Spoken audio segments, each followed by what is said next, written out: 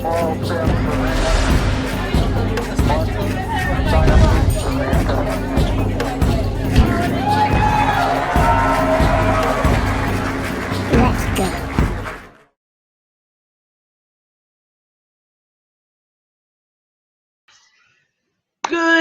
evening, everyone, and welcome to the UnFuckIt discussion. We are at pretty much the end of fucking February. So as long as January was, February has been that fucking short. Seriously, it's like time is completely insane at the moment. Want to say call out, say hi to everyone at Twitch. I do not have the Twitch chat open. I will actually try and do that in a little bit. I forgot to pre-open it. I'm kind of afraid to open it now in case it crashes everything. But hi everyone on the Twitch stream. I have a lot of shit I want to throw at everyone tonight. So, someone who shall remain nameless, Mocha, posted a video last night in the Unfuckers group. And I have not been following the Mandela Effects stuff, because you get to a point where it's so overwhelming, there's so much, and people spend all their time so hyper-focused on every brand name that's changed, every line in a movie that's changed, every logo that's changed, that it feels like a distraction, right? Too many people hyper-focusing on this one thing. I'm feeding back on someone's mic. There we go. So, I've been kind of ignoring it. Like, shit comes up, major stuff comes up, especially the historical stuff. And we all know that that's one of my triggers, is when the historical changes happen. So someone, who shall remain nameless, Moksha, posts a video, and I almost scrolled past it, but for some reason my eye went right back up, and I was like, okay, good, just take a look. And it was about Mandela Effects, changes to the map, and the maps and the globe, etc. again. So I start watching this video, and I'll post a link to it so you guys can go watch it as well. And some of the stuff he's talking about is stuff that we've already discussed fucking years ago, right? Stuff that we were freaking out about back in 2015. And I'm just about to the point where I'm going to turn it off, where he mentions, I can't even remember what was the one piece that he mentioned, and I went, what? Google Earth, open it up. Start looking. And I fucking lost my shit. Like, literally, I ended up spending like an hour and a half, stopping his video, going and scrolling through and looking up stuff and going, what the actual fuck? Okay, so guess what, folks? We're not on the same planet anymore. And like I said, I started in the one space of like, what the fuck? But then I started really kind of going deep over through last night and then through to the day today. I spent fucking about 10 hours today, just pulling through little bits of videos, looking at some articles and things, and starting to put some dots together. So first we're going to talk about the fucking map changes. But before we get into the map changes, I want to make a statement here. And this is because it seems to me that, again, whenever you say Mandela Effects, a lot of people interpret it that you are either Group A or you're Group B. Either you're from the Mandela affected world or you're from this world, and there is no other. And we talked about this before, that's kind of how it played out in 2015. It was kind of like you are or you aren't. Either you had the Mandela effects happening or you didn't, because everything was normal as per your reality. And then somewhere around 2017, that started to disintegrate. And all of a sudden, it was like people were no longer in just one group or another, and we saw it just fractionalize. It was like people were all over the place. Some people had some of the Mandela effects, some people had other ones. Some of them, the changes happened at different times for them. Things that came up, for example, for some people in 2015 didn't show up for other people until 2018. And it made me realize, like, very, very clearly that this is not you're in Group A or you're in Group B or C, D, E, F, or G. it seems to me that a good portion of what we're seeing now is very personal to every person.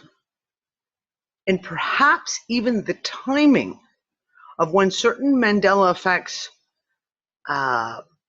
appear, if you will, may even be personal to each person, because each person's, what are we going to call it? Shift, jump, slide, flipping out to a new reality, etc. It's not like we're all seeming to do this at once. It seems like now it's all very staggered. So some of the stuff I want to talk about is going to be, for some people, we're going to say things like, oh yeah, I know, I've saw that before. And some of it you cannot really pinpoint when the shift or the changes kind of happened, especially if you haven't been following like along every fucking moment of every fucking day of all these different things as they come up. So I want to take you to the map. I'm going to take you guys on a little journey. And I'm going to talk about some of the old shit that we already know. So one of the big ones for a lot of people is Australia. And we talk about Australia, and we're like, oh, Australia is not in the right fucking place. And you got other people who are all like the Australians down there, like poor Jules. It's going, but we're in the same place. What the fuck? We have these pieces that come forward. All of a sudden, you look at them. And some of it is stuff that you have memories from your childhood. So one of the big ones in 2015 with Australia, for me, was where New Zealand is. Because New Zealand, for me, was not on the off the southeast coast of Australia. New Zealand, for me, was off the west coast of Australia. And at the time, you know, as you kind of go through and there's no specific time that you can pinpoint and say, this is the moment when it happened. But all of a sudden you start to see these things and you're like, well, that doesn't, okay, I must have been wrong. I must have been stupid. I obviously fell asleep in geography class that day. I'm obviously wrong. And then all of a sudden you get a whole group of people going, no, I remember it was off the west coast too. So one of the first pieces I'm going to show you is a little piece. And I'm just pulling this out as an example of when we talk about finding residual evidence. And sometimes a lot of times it's a piece in an old movie or an older movie where something in the background in the movie will be said, or there'll be an object that shows the old timeline. So I'm going to take you to this first one. Hold on, I'm going to screen share. Come on, screen share, please. Okay, we don't want to screen share that. Messages. Okay, so we're going to go over here, and I'm going to scroll over here to Australia. Come on, work with me. There we go. Sorry, guys, like I am seriously having, we'll zoom it out a little bit too. Okay, so Australia, as we know it in this reality, is way tucked up right under Papua New Guinea, which is seriously bizarre to me because Australia was all by itself, way down south. And like I said, for me, New Zealand was not over here. New Zealand was over here. We have a piece of residual evidence. And when I found this one originally back in 2015, I was like, yes, I'm not insane. Hold on, I gotta move this out of the way. Okay. Anyone remember the movie Dazed and Confused? It was a terrible, terrible fucking movie. Terrible movie. This is a scene from Dazed and Confused. And they're just sitting in a classroom spinning a globe. Let's pull this back here. Come on. And we don't need volume, so I'll just mute it because we don't need the stupid warpy volume. But watch as it comes around. Oh, snap. There's Australia. Oh, what's this landmass over here? What's this landmass over here? Okay, we'll keep going. Look. Nope, there's nothing on that side. Here we go. Going around. Here we come up again. Snap. What's that landmass? off the west coast of Australia. And again, well, damn it, my computer is just being it. You don't see anything over here.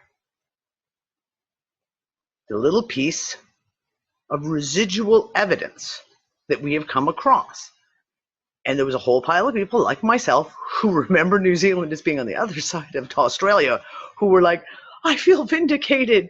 I'm not insane. Maybe not, well, probably, but maybe not. This is the kind of pieces that we're talking about. Now, one of the other pieces, of course, is when we talk about New Zealand, Australia here, is the very strange square bite that's come out here. We've got someone who is unmuted. I can't fix it right now. Okay. We have this very square bite out of the top of Australia, which did not exist in my reality, that's for certain. One of the big ones for me in the movie last night, the video that I watched last night, believe it or not, was Madagascar. Now, for me, it's very personal because on November 21st, and I went back and checked the exact date, I was chatting with a really good friend of mine, Laura, who's in Africa and lives in Malawi. And we were talking about Africa and our experiences of living in Africa. And I was talking about the fact of, yeah, there are those days where I just want to flee the European Union and get out of it and maybe escape back down to Africa again, because it may be that that's one of the last places. And after talking to her, I went on a little search. I did a little bit of research. What are the best countries in Africa? What have got the most stable countries, politically, economically, etc. And one of the places I looked at was Madagascar, because it's just always been a dream of mine. It's been a dream of mine since I was a little girl to go visit Madagascar. Madagascar in my reality does not look like that. In my reality, Madagascar is about half that width. It doesn't have this big ass fat bulbs. It is a very more long and more narrow island. And I looked at that and I was like, okay, because I know on November 22nd, I was looking at the maps and it didn't look like that for me. It didn't.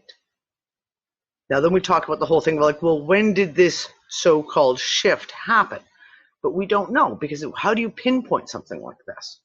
So the other one I want to show you, and this is the one that blew my mind entirely last night, because we all know how much reporting I have done on Saudi Arabia over the years, on Yemen, on Oman, on Iraq. Okay, that is an area where I am for years. I did weekly news reports. Hold on, we've got, again, someone. Oh, we're muted. Okay.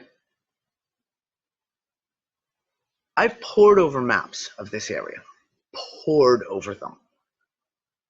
And I look last night, and all of a sudden, the Arabian or Middle East Peninsula, if you will, is now larger than India.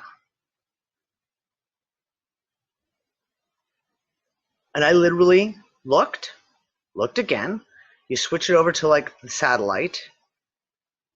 You go through the whole cross-reference. When you try to cross-reference fucking a shit ton of other maps, Saudi Arabian Peninsula is now bigger than all of fucking India. And I lost my shit. Like literally, it was like, what the fuck? What the fuck? It's insane, epically insane. And then I started really looking closely. And it was like, okay, wait, here's India, here's Thailand. Now, I lived in Thailand for a couple of years. I've been to Burma, I've been to Laos, I've been to Cambodia, I've been to Vietnam. And I started looking at this. And it was like, the shape of Vietnam has completely changed. Vietnam now winds itself around and curls all the way under here. And it was like, what the hell? This is insane. And then I looked at it and was like, okay, wait, this little portion of Southeast Asia is verging on the same size as India. Like when you look at the width from the Burma border here across here to Vietnam, it is wider than the middle of India.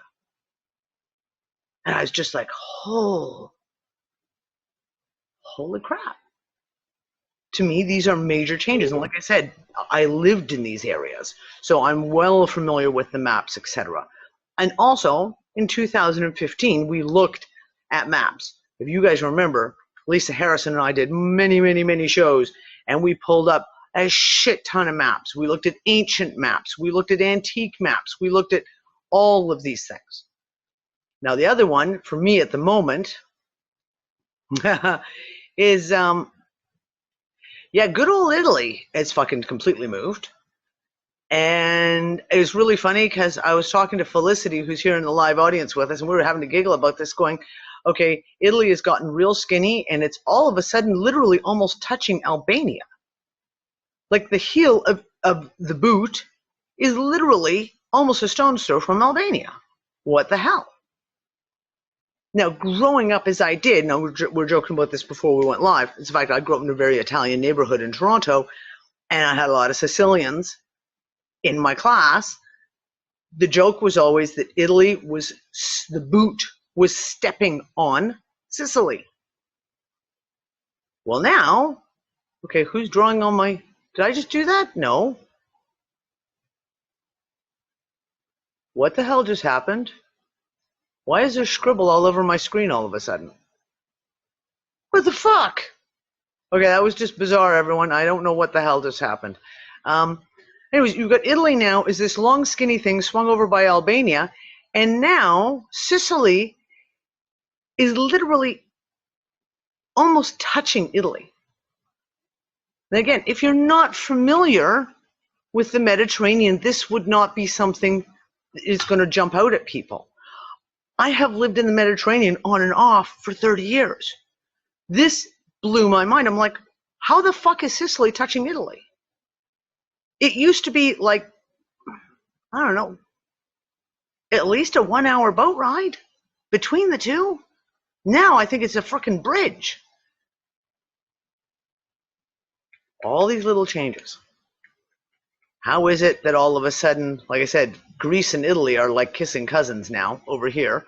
And in 2015, I've, of course, talked about the fact of Corsica and Sardinia were nowhere near that large in my reality. Nowhere near. I mean, Sardinia is almost the size, it is the size of Sicily, pretty much. And then I went over here. Now this, I don't know if I can pull this up enough to be able to show you. And I'm going to switch it back to the map view. This was the kicker for me because just literally, let me pull back a bit, literally not even 6 months ago, I was torturing a friend of mine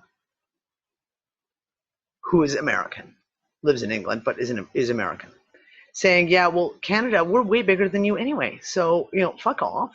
Like, you guys think you're all that in a can of worms, but, like, we're Canada, and we're way fucking bigger. Except Canada is not bigger than America anymore. The mainland, and I'm not talking, of course, the Arctic Circle stuff up here, but mainland Canada, if you look at it, is now, okay, we got someone unmuted again. I can't, there we go. The depth from down here, the very, very bottom of America, to the top, is larger than it is from the border of Canada up to Nunavut. And I literally looked at this and was like, what the hell? This is a major change for me because Canada has always been much bigger than America, land mass wise. And you start looking at the little things. And I started scrolling in and going, oh, scrolling in, I said, and going, what the fuck's going on with Lake Huron? When did Manitoulin Island get that fucking big? Holy shit, like this, the whole shape of Lake Huron is different for me. Hudson's Bay is weirdly shaped and now has a semicircle out of the side of it, which has definitely never been there in my reality. The St. Lawrence Seaway, the same thing, kind of like the shape of the St. Lawrence Seaway is bizarrely shaped. Then we went down. Come on. No, you are going to move with my mouse. Seriously, you are. And we go to good old South America, which has shifted again. Now, there was a whole pile of us in 2015 who were literally having a what the actual fuck? How come all of a sudden South America is in the middle of the Atlantic and almost kissing cousins with Africa? Literally, look how close they are now. And how can it be that the Panama Canal is directly under Florida? And I had a good friend of mine in 2015 who was in Panama. And I was like, okay, trying to figure out the time zones. And he was like, no, we're like in Eastern. And I'm like, but you're in Panama. And he's like, yeah, but we're in like Eastern Standard Time basically by a half hour. I was like, but you're in Panama. How can that work? How can that be? And I didn't think anything of it until, of course, all the Mandela Effects stuff came up. This is insane to me. Now, the other big change that this guy points out, or I can't remember if it's this guy or another video I watched, is that the Panama Canal now runs north to south. How can the Panama Canal run north to south? Like, I literally was just like, again, it runs east-west. It's always run east-west. That was the idea, to go from the Atlantic to the Pacific without having to go all the way under or all the way over, east to west. So we have all these changes. Now, the biggest change for me has been, all of a sudden now, all of South America is sloping way, way here, and the whole continent is now seemingly leaning slightly like this, which even in 2015, it didn't do that.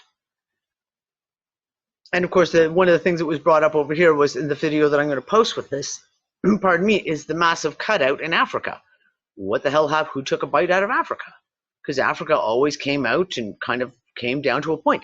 It kind of looked like Africa and South America were almost like mirrored shapes of each other on the flip side. So those are just some of them. I mean, literally, if you go through and start looking at the stuff. Oh, the other one is Greenland has suddenly shrunk again. In 2015, I lost my shit because Greenland was so fucking huge. It was astronomical. It was like, there's no way. Like, I remember in my school books, Greenland was just this little, I mean, it was bigger than Iceland, obviously, but not this big.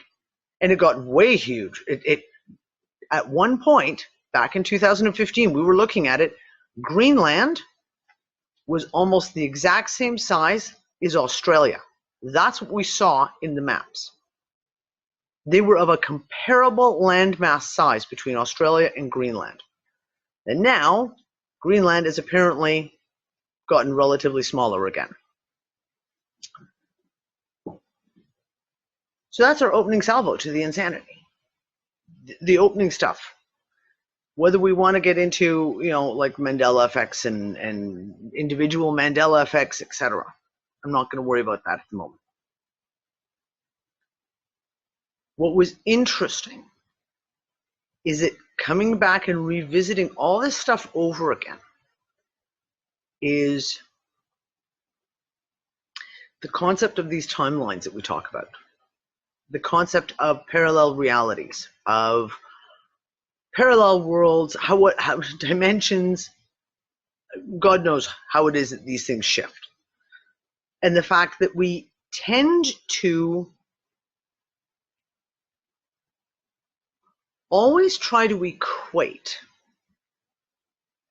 our old knowledge, or let's just say our knowledge in general, to this moment we're in now.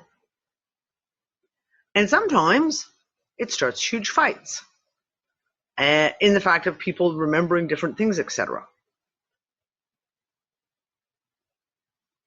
I want to talk about the stuff like Terraria and the mud flood stuff.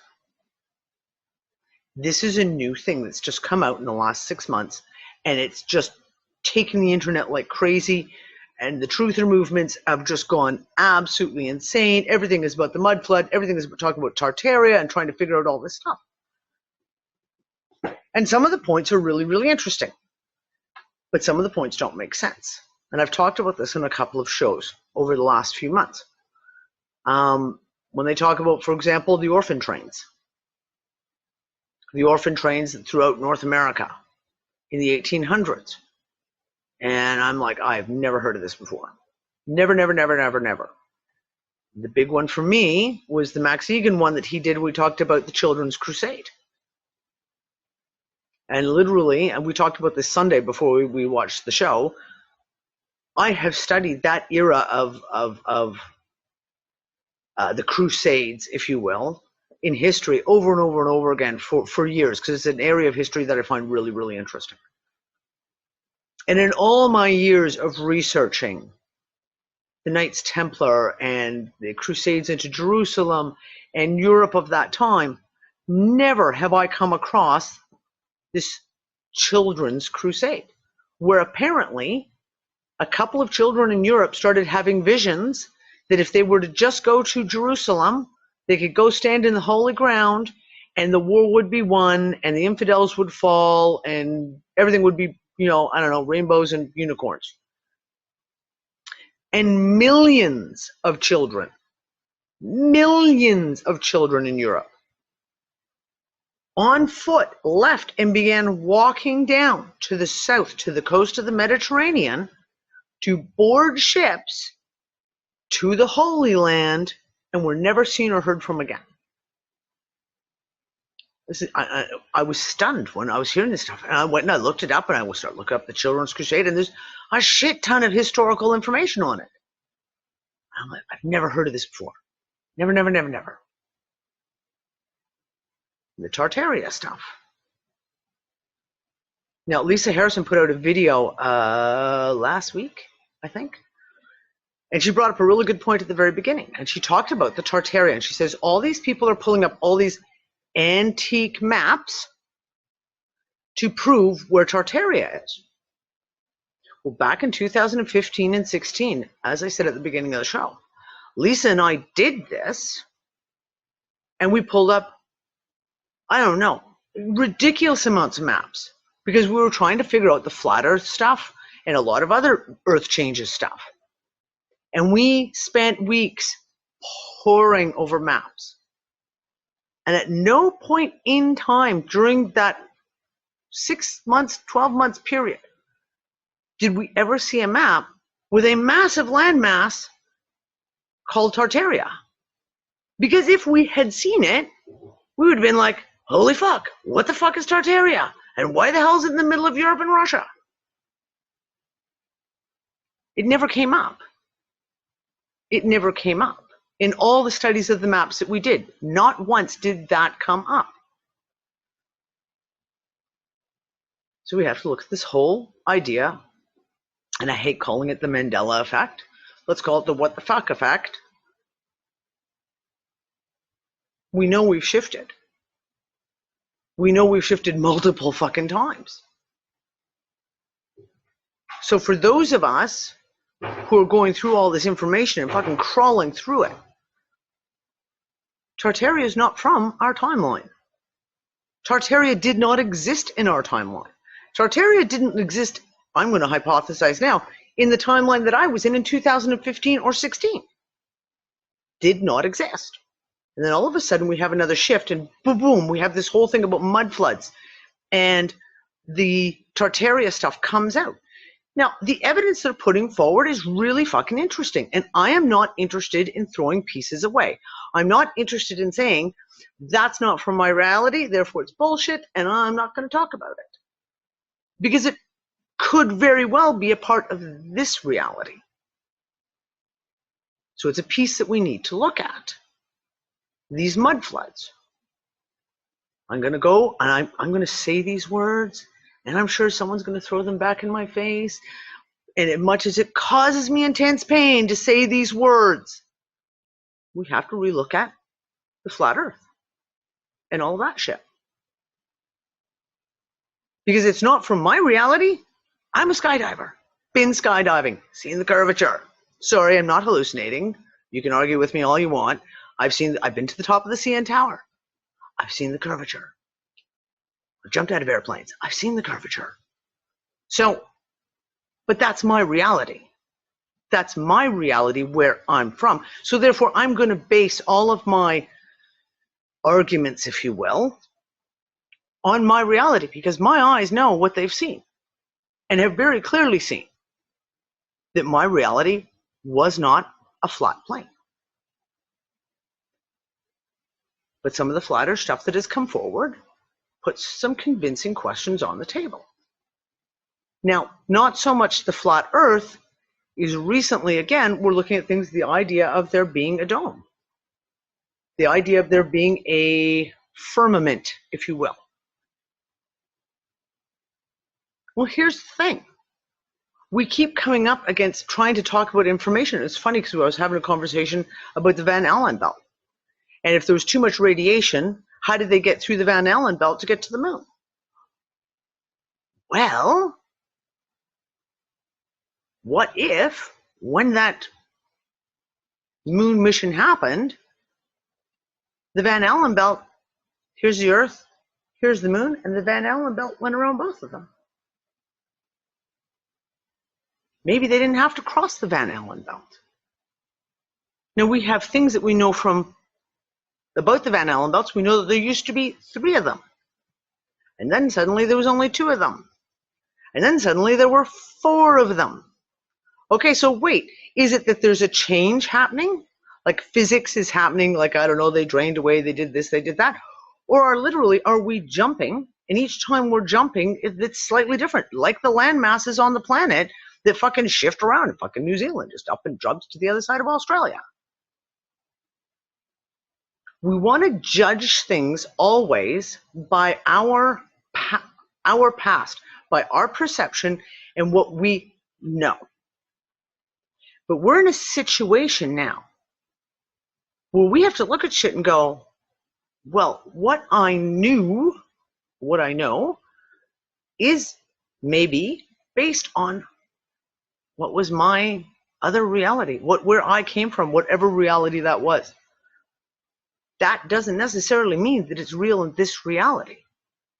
And because things are happening in this reality does not necessarily mean that it's wrong because it doesn't gel with what we know from our past. These are pieces that now we have to really, really throw the floor open on this and say we have to now reanalyze everything. Now, my big question is, though, the problem is that if everyone does all this, all this work on, say, Terraria and mud floods, and then next month, 6 months, 6 weeks, 6 minutes from now, we do another whoop, and the evidence no longer matches up to Terraria and mud floods, and then everyone's going to attack all the people who were going the mud flood stuff, going, you're a fucking nutbar. See, there's no proof. What the hell are you talking about? Yeah, because you're not in the same place anymore. So therefore, the same proof may not exist anymore. All the arguments that we have, not we, as in the unfuckers, because we never argue. We're awesome. That's funny. All the arguments that we have within the truther community and all the awakened community, what if it's just nothing but a pile of bullshit? Because people are arguing the difference between what is real from their reality versus what is real in this reality versus what might be real tomorrow's reality. And we've spent all this time fucking fighting over flat Earth, globe Earth. And it's like I said, and I said it at the time, what if the flat Earth is a fucking Mandela effect? Because I still firmly believe that it is. What if the firmament is a Mandela effect? What if the Terraria stuff is yet another Mandela effect? I got a potential, I don't know if it's an answer, but I'll give you an alternative to the Mandela effect and still address what you're talking about, Danny, Go. for your consideration, okay? We know that we get misinformation all of the time from every agency that ever speaks to us, be it media of all stripe and corporations and in our classrooms everywhere. What if this is just another version, not so much of Mandela effect, things actually changing, but an attribute of that very phenomenon of misinformation. We're being told this information, and we're looking at their productions, their maps. All it ends up doing is confusing us further and keeps us chasing after their storyline of confusion. I just, absolutely throw that out there as a possibility, as opposed to actually the shit has changed. Okay, but here's and this is because you and I had this conversation Sunday night. Certain Mandela effects, you can sit there and say, like I said, I don't give a shit what Forrest Gump said. I don't give a shit what the name of the store is or the name of the product is or all that fucking, I don't know, what do you call that? Like, it's just, it has no meaning. I just don't care about those kind of Mandela effects. Because they say, like, oh, like, well, you could change the names on a store, the logo could be changed, whatever. But we know that certain shifts have taken place in the physical that we ourselves have witnessed. In the physical that we've witnessed. And for me, when we talk about the maps, and this was a huge one that I went all over, and I'll show you guys actually, because that's the best way to do this. Sharing again. Okay, I'm going to show you, and this is mine. This was mine that blew my socks off, because at the time, I was living in Morocco. Okay, we have the Straits of Gibraltar here. Okay, could you just scroll in, please? Thank you. Go down here. I'm going to go in real close. Now, I got to get in a little closer so you guys can see the proper names of places. So, when you're in Tangier and you're doing your good old visa run to Spain, get your stamp, you take the ferry that leaves from Tangier and it goes to the coast of Spain to a little port called Tarifa. Now, when we lived in Tangier, we lived on a clear day at the top of our hill. You could see the port of Tarifa clearly. And even on a not so clear day at nighttime, you could see all the lights. You could see the lights of Spain from Tangier. Tarifa has moved. The entire coastline of Spain and Morocco here is completely fucking changed. And this was one that when we were in the house in the clubhouse in Morocco, when we all started talking about this, and we all sat there and was like, no. We know this has changed because we've made this ferry crossing. We've gotten on the ferry and gone between what used to be, you got on the ferry here, and this is Tarifa right here. Except that from Tangier here, you can't possibly see Tarifa now. It's not possible. It's too far away. Tarifa was directly, and I mean directly, across from Tangier, right there. 5 kilometers. It was 5 kilometers. And the locals will tell you in Morocco, how long does it take to get to Tarifa? Oh, it's only 5 kilometers. It's like a 25-minute boat ride. 5 kilometers. It is now 30 kilometers away. Now, this is a physical change that I've gone and seen myself and gone, what the fuck? Like, that's fucking crazy. Now, the one we talked about Sunday night before we started watching Fringe is Nick actually found residual evidence about the universal blood type. And if you guys were around in 2015, you know that I lost my fucking shit when I discovered that the universal blood type had changed. My reality, the universal blood donor, is O positive. I'm a military trained medic. I worked as a volunteer medic in Thailand for 2 years before that. It was a joke always in the army that if you had the little O plus sign, you were like the donor bags, just the walking, talking fucking donor bags. When I was in Thailand, I was used twice for open line emergency transfusions because I'm O positive. So no one can tell me that I just don't remember it, that somehow I've mixed myself up and gotten confused. No. O positive from my reality was the universal donor. Now, in this reality, although I can fucking check now because God knows, maybe it's changed again, it's now O negative. Nick found a piece of residual. And in the War of the Worlds movie with Tom Cruise, there's a scene where they're out on the city streets and there's a sign and a guy over an announcement making an announcement. And he says, we need blood donors desperately, especially O positive universal donors. And Nick and I were like, yes, yes, finally a piece of residual evidence from our reality. And I said, the conversation we had on Sunday, right? When we look at all the medical fucking mistakes that happen, how many people are now dying because of medical mistakes?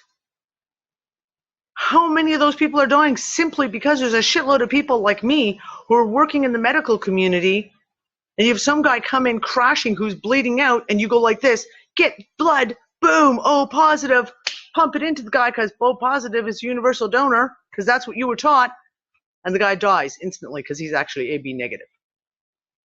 And you've just given him the wrong blood and killed him. When we did the huge, the friend of mine who did the massive Mandela Effect poll, and one of the main questions was about the whole universal donor. And he's a research scientist, so he actually built the poll to not just ask questions, but also to find out people who responded, how many of them are, for example, medical professionals. And of the, I don't know, I think there was over 125,000 people who did that poll. We had quite a good number of medical professionals who answered that question about the universal blood type. Like, I want to say, like, there was about 3,000 or 4,000 people. And of them, it was almost a 50-50 split. When you asked them whether it was O positive or O negative was the blood type, it was almost a 50-50 split. Now imagine that. Now imagine that on the hospital ward. Imagine that going on. So, getting back to the whole thing. Yes, you're right. There's some shit that they could be making up and just throwing it out. AI algorithms throwing out changes of brand names, changes of movies, etc., etc. Yes, that's absolutely possible. But that does not negate the stuff, the pieces that people have that are personal to them, that they know the answer has changed and radically changed. This is where we cannot, and so therefore you can't say, for me, I'm not willing to now throw pieces away to say, well, I think that this is, because I was, like the Terraria stuff, I looked into it in the mud flood, and I was like, okay, it's kind of interesting, but watching everyone go off their shit on this makes me say it's a distraction. Makes me say this is another planted distraction just to take everyone offside and get them looking at something completely different. I was willing to throw it away. Now I can't, because now we have to look at it and say, maybe that's a piece of history from this reality. And it's alien to us because we're not from this reality. I have a question, Danny. Yeah, love. Hey, everybody. I just keep thinking to myself, so what is all this trying to inform us? What is all this about? I mean, if you take a real expanded view of this, what you're speaking of, what everyone's talking about, all the changes, the Mandela effect, the whole thing, all the differences, the shifts, the whatever, it's almost like I keep asking myself, when I get down to what is the purpose of all this, it's fluidity. It's almost like you just said about don't throw out Terraria. Don't throw out, hey, what if this timeline, Trump could be a good one. This could be about, we don't know. I mean, it's almost like we have to be so freaking fluid. It almost feels as it's not about being, we've been so inundated with being called, passive or whatever. If you're, the kind of person that just witnesses, or it doesn't mean you're not active, but I don't know. I'm just really wondering if these things are ramping up more and more and more and more, and the body changes. All these things seem to be happening for a reason. And I'm wondering if that reason is for us to see that unity can occur at a witnessing standpoint. It doesn't mean being passive. That's just another conditioning thing. It just means, like, in a way, it almost feels like how freaking awesome. Because there's so much we can affect. I mean, we do know this. For years, everyone's done shows on fairies and dragons and this and that and all these realities.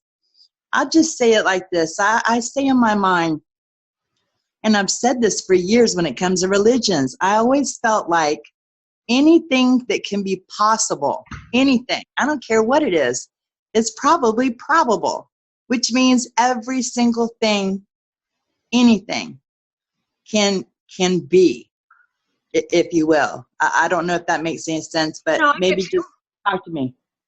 No, and I totally get that. I completely get that. For me right now, when I look and I see sudden things coming up, I've kind of got myself to a point, whenever I see something suddenly really being put out, new information suddenly going on, I question, right? Are we looking at something that's a distraction, or are we looking at something that is shifting? I'll give you one of the prime examples for me has been the magnetosphere stuff and all of the shit that's been going on in the month of January. Because you guys know, I kind of keep my eye on the solar stuff. And I always do, here and there, and especially if I'm feeling a little woozy, if I'm having one of those days where everything's a little, the first thing you do is you go check if we had a solar flare, if we had the magnetosphere going off, if we had the Schumann resonance, you always go check these things. I'm going back and checking stuff now. And I was going back and checking some charts in November and October and September of 2018. And I'm seeing wild magnetic anomalies. And I'm sitting there going, why didn't I see those before? Why didn't I notice those back in September, October, November? Is it because they didn't exist in my reality in October and September and November? All of a sudden, we go into December, shit starts getting really kind of weird. And then January 3rd, kaboom. And like the magnetosphere starts doing insane shit that I have never, ever seen before. And by now, I have crawled through hours upon hours upon hours of magnetosphere reports, trying to find another anomaly like these that we saw. Nothing. Nothing. Nothing, anything close to what we saw happen in January. And the continuous waves of stuff that we're seeing happen. Now we have the whole thing of stuff coming out now more about all of a sudden, and we've talked about this in the mainstream. There's been this from the once every 6 months, once a year reports of that where they, science will put out something about pole shift or magnetic anomalies, etc. That as of December, we have been inundated continuously every fucking week. There's another article, another scientific study coming out talking about pole shift, talking about the magnetic poles flipping, talking about them moving, talking about all these things. And I scratched my head going, okay, was I just had my head in the sand in the previous 6 months to that? Which I don't think I did. Because I did talk about electric universe stuff back in August, September, quite a bit. And talked about the geomagnetics. Or has something fucking changed? And now we're in a reality like this little reality bubble, whatever you want to call this thing that we're in right now. is extremely geomagnetically active, where we have transformers blowing up every fucking week, where we have electrical storms, where we're having, let's look at the fucking weather in the last 6 weeks. It's been off the charts globally, around the world. Now we've had, like we said, we've talked about, there's been snowstorms in Saudi Arabia before. We've seen floods and we've seen wildfires. But we have not seen the shit that we've seen in the last 6 weeks happen all within 6 weeks. It has been as if we've gone not like this, but it's gone and jumped. We've just jumped to a whole new level of geomagnetic, geological fuckery. I've never seen anything like this before. Danny, I want to, when just like what you're talking about right now, I remember times on shows you saying things like, which I just observed and it's coming to me now, like, okay, the chemtrails, could it possibly be something they're trying to, help us with, not hurt us with? Could, these questioning, these always, possibilities of, everything, and you're just not talking about the weather and the geomagnetics and all of this. How much of all of this, I mean everything, all of reality, how much of it is actually directly connected to humanity's collective emotional state? Because if you think about it, well then Teresa, if that's the question, then what happened in January? Well, what do you mean? What happened in January? Well, if we talk, okay, let's look at that as a theory that we throw on the table. The collective emotional state of humanity creates change, etc. Right. When we see a massive jump that happens almost overnight, what was the event that triggered the collective emotional change? Well, the possibility of the friction of everyone's emotional charge together, like, the division and the collective insanity and all this, that's happening could be directly affecting what you're talking about. You know what I'm saying? It's like, that wasn't it ramped up even worse? What I'm asking you is the chicken and the egg question. Yeah, the ultimate question. The chicken and the egg question. Did the emotional charge happen first, which then caused the physical changes? Or is it what I'm wondering, though? Two very different things.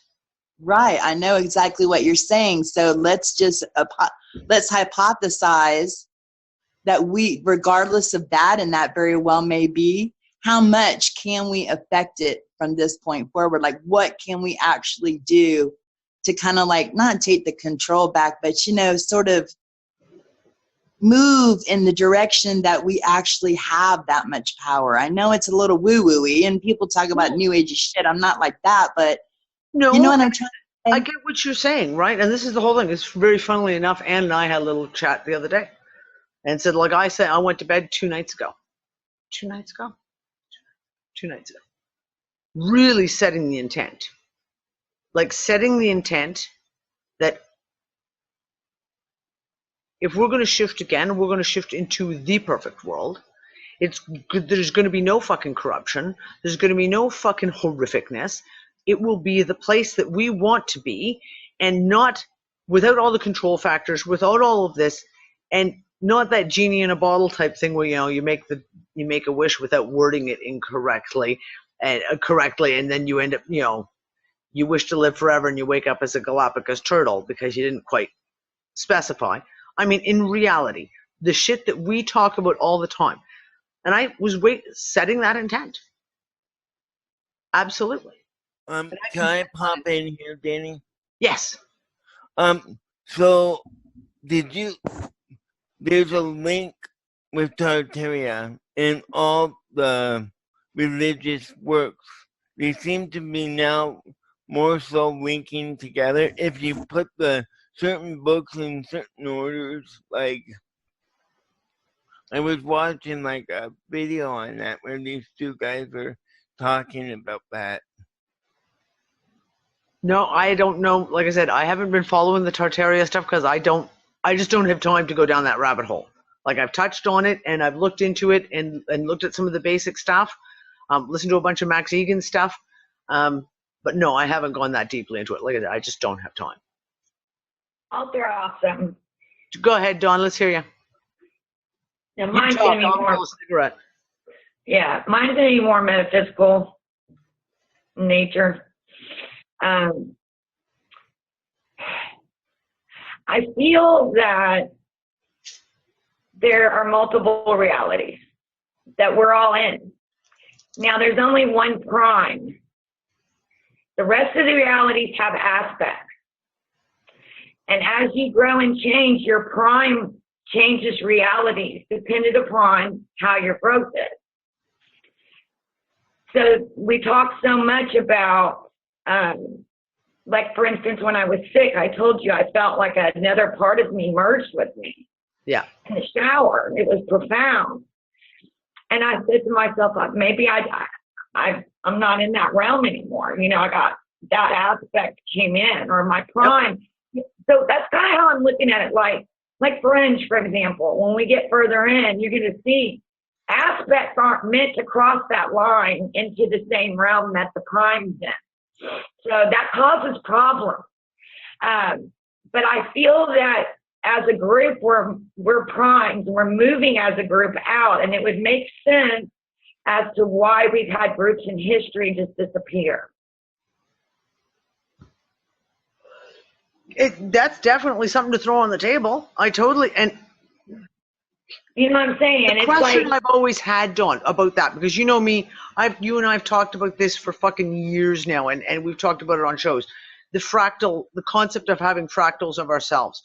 And in every single multiverse reality, there's another Danny, and there's another Dawn, and there's fucking 5,000 Dannys and Dawns all over the millions, billions, poor universe, all over the place.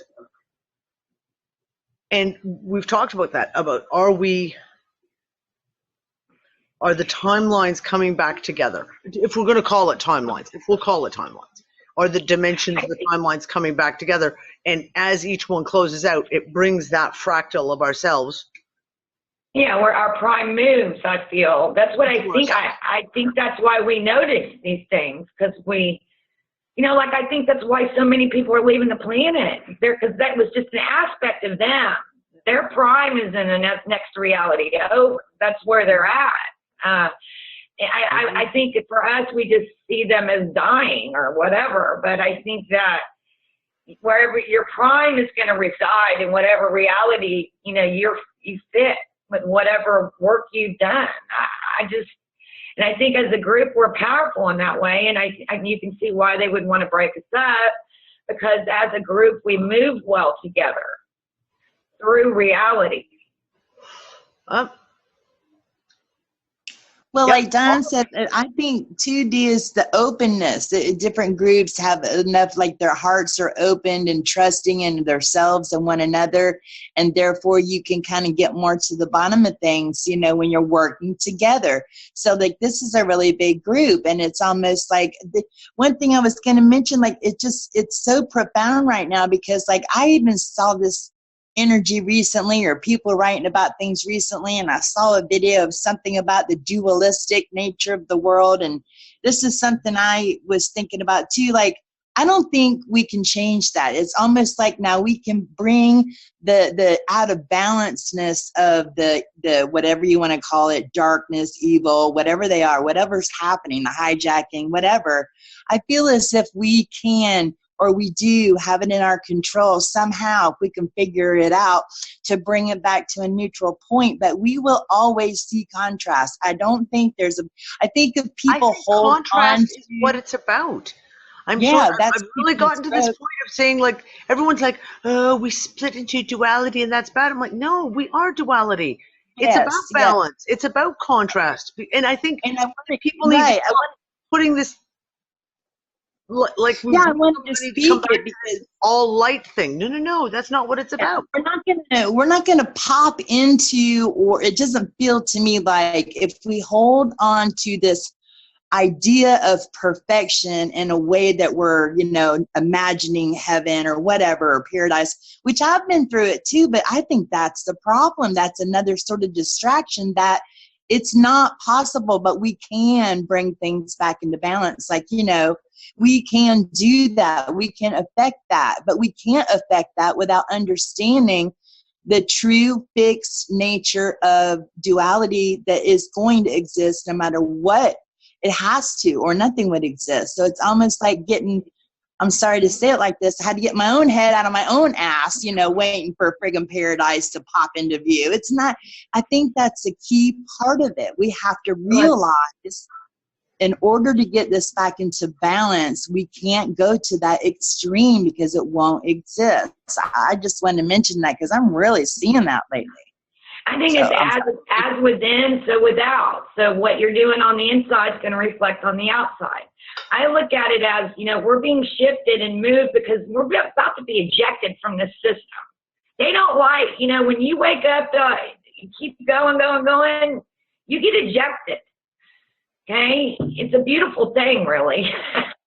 I mean, just keep looking at it that way. We're on top of everything happening. My Lord. I mean, what does that say about it? I mean, even taking our memories. So yeah, don't even get me started on the memory shit. You know what I mean? You know? So I think we're on our way to ejection.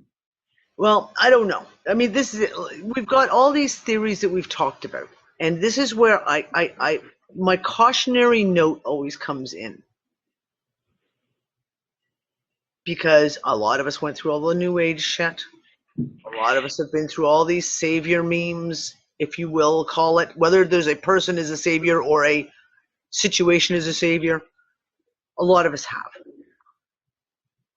And there's this thing where you can get stuck in the continuously looking future. Look into the future. Well, this will happen. This may happen. It could happen. But Danny, this is different than that. Different from what was before, where you had, oh well, the UFOs are coming in, you know. Okay, how is it different? Really, Earl, explain to me how it's different. Because it's a whole something wholly different. Because we're going through changes that we can physically see and physically feel, and it's like it's there. It's like it's more tangible. That's what I mean. And I agree, but what we are in the now, what we have experienced, what we are experiencing in the now, does not give us a conclusion. It doesn't give us a conclusion. And that's my whole thing, is we don't know what that thing is. What that thing is that's ahead of us, where we're heading to. So for me, I have to sit there and say, we need to stay in this now, at this moment. Because if we keep spending all of our time continuously looking to this, a future event, a future thing that may happen, a future conclusion. In the now, I know we're changing. In the now, we know what we're experiencing. In the now, we know that we've gone through another shift again, just this past weekend. Something big fucking happened again this fucking past weekend. Everyone felt it. Or let's just say a good portion of people felt it. Well, I was in pain. I mean, for past like 2 to 3 days, I was feeling like pain in the side of my chest, in my back. Like every time I moved, it was like, oh! And, you know. Yep. So something was going on. But I like how things are evolving and changing. It just, like I've said, it's brought me more, made me feel more alive than what I've ever been. Because I'm seeing things happening on the level, like, I'm seeing, like, with how there are all these lakes, you know, that just popping up around Canada and all this, and like my part of Ontario looks like it's gonna be splitting off land, and it's gonna be coming its own freaking island. Like, that should not be happening, Danny. Dude, you're not going to get any argument from me. Like I said, fucking where the hell did half of Canada go? Half of Canada is fucking vanished into the ether. I have no idea how the hell it shrunk. Danny, that's why I ripped apart all my stuff on my map to show you guys. Look I got a residual. Canada still looks bigger. Look at it on your map. Holy shit, she does have a residual. I do, and I've had this map since before 2012. I can't pinpoint it. I was trying to rip off all the Can you pull it off the wall and hold it up for us? Because I want to look at that. You want me to? I can. I mean, it's only stuck on with like tape. I just took all my stickies off. Hang on. Let me see. Like, don't kill anything. Like, seriously, don't. Oh, no, it's okay. It's just up there. Don't rip it. Don't rip it. It's painter's tape. My walls are all covered with nicotine anyway. I gotta repaint, so. I know, but I just like you're doing. I just wanted to look at it, but I didn't want you to like destroy your wall to look at it. Move your camera, not the map. Look at how easy that was. Okay. There we go. Now let me see if I can figure out how to do this so you can see it. If you stand behind it. Okay, and I'll move my water because I'm sure I'll spill it on my computer keyboard because that's just what I do. Okay. Get a little more to your right. There we go. I can't see. Is that okay? Yep. Now look. Okay, I got to stop talking because fuck. Okay, I'm gonna have to. Okay, say something, Nancy. Okay. I can't see what I'm doing, so tell me which way to move it. Slightly to your left. No, to your right. Sorry, to your right. I fucking hate mirrors. This is my left. Okay. So move it to your right, I guess. And say something. Okay. Up or down, backwards? Do you need me to move back? Yeah, if you pull back just like a smidge. Now, you have a residual map from the last fucking place that we were at. Hold on, I'm going to go back to here so we can see it. Because otherwise it goes away. Look at the fucking size. I said about Greenland. Greenland being so fucking huge, it was the size of almost Australia. Look at the size of Greenland on her map. Can you push it, Nancy, slightly more to your right again? And slightly down? Okay, now look at the size of Greenland compared to the size of the landmass of Canada. See how fucking huge that is? That was the map that we were looking at in 2015, and we were losing our shit going, how is Greenland the size of fucking Australia all of a sudden? It's not possible. Okay, and Canada being, okay, and raise it up a little, Nancy. Again, now Canada is back to what it was before. It is bigger than America. Much, much bigger than America. And even the shape of the Hudson's Bay is back to being kind of round again. Not this weird concave kind of thing. Okay? Now, we've got, unfortunately, your map is laminated, so it's got this strange glow shining off. Sorry. No, it's okay. Nothing you can do about it. Can you raise it up, like maybe stand back a bit and raise it up so we can see South America? Or is there South America on that map? Yeah, they're all on here. Tell me what you need. It's such a big map. I have to. We need a taller Nancy, I think. We need a taller Nancy. Can you get down, Nancy, please? We need a bigger Nancy. 5'4" just doesn't cut it. And okay, hang on a second.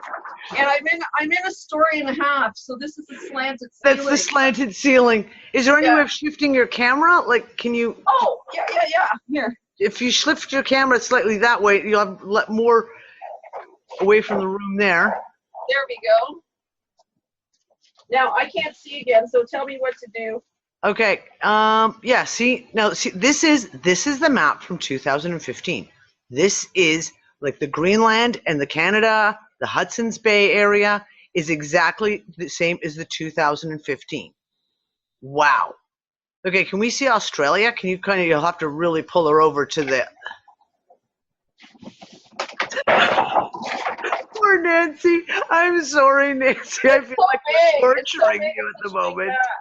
There's Australia. There's Australia. There's New Zealand. New Zealand down there at the bottom. Yeah, Papua New Guinea. I can't do the whole... Here, if I stand back, you'll see the perspective maybe. It's like watching two people trying to hang wallpaper. I was just Earl, exactly that. No, it's a little to the left. Raise it up a little more to the left. No, we can't see it from there. It's too shiny. Okay, so Nancy, I have a mission for you. I know what to do. It's because I have two screens. Let me put a darker background on the bottom screen and it won't reflect. Just a sec. Okay, now try that.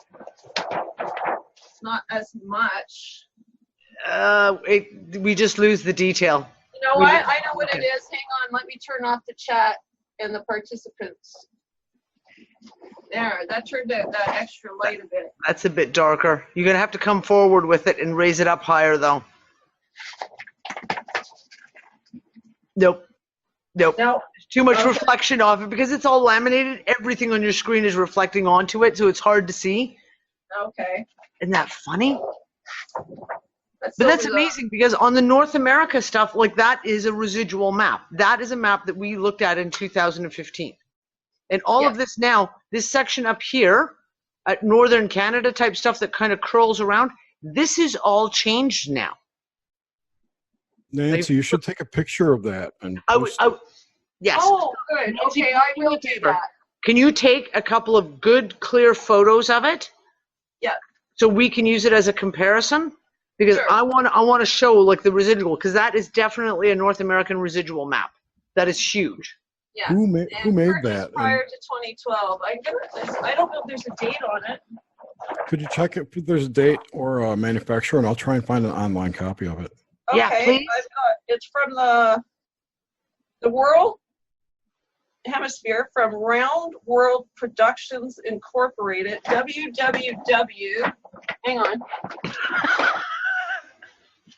It's okay. My office is a mess all the time anyway, so it's just Nancy did not realize she was going to be doing acrobatics for us on today's show. www.roundworldproducts.com. Right. Danny's got to go look it up now. I got it. Is there a date on there? I'm just looking now. The only information on this map is this. Is this the right orientation? Because I see it backwards on my screen. Yeah, it's fine.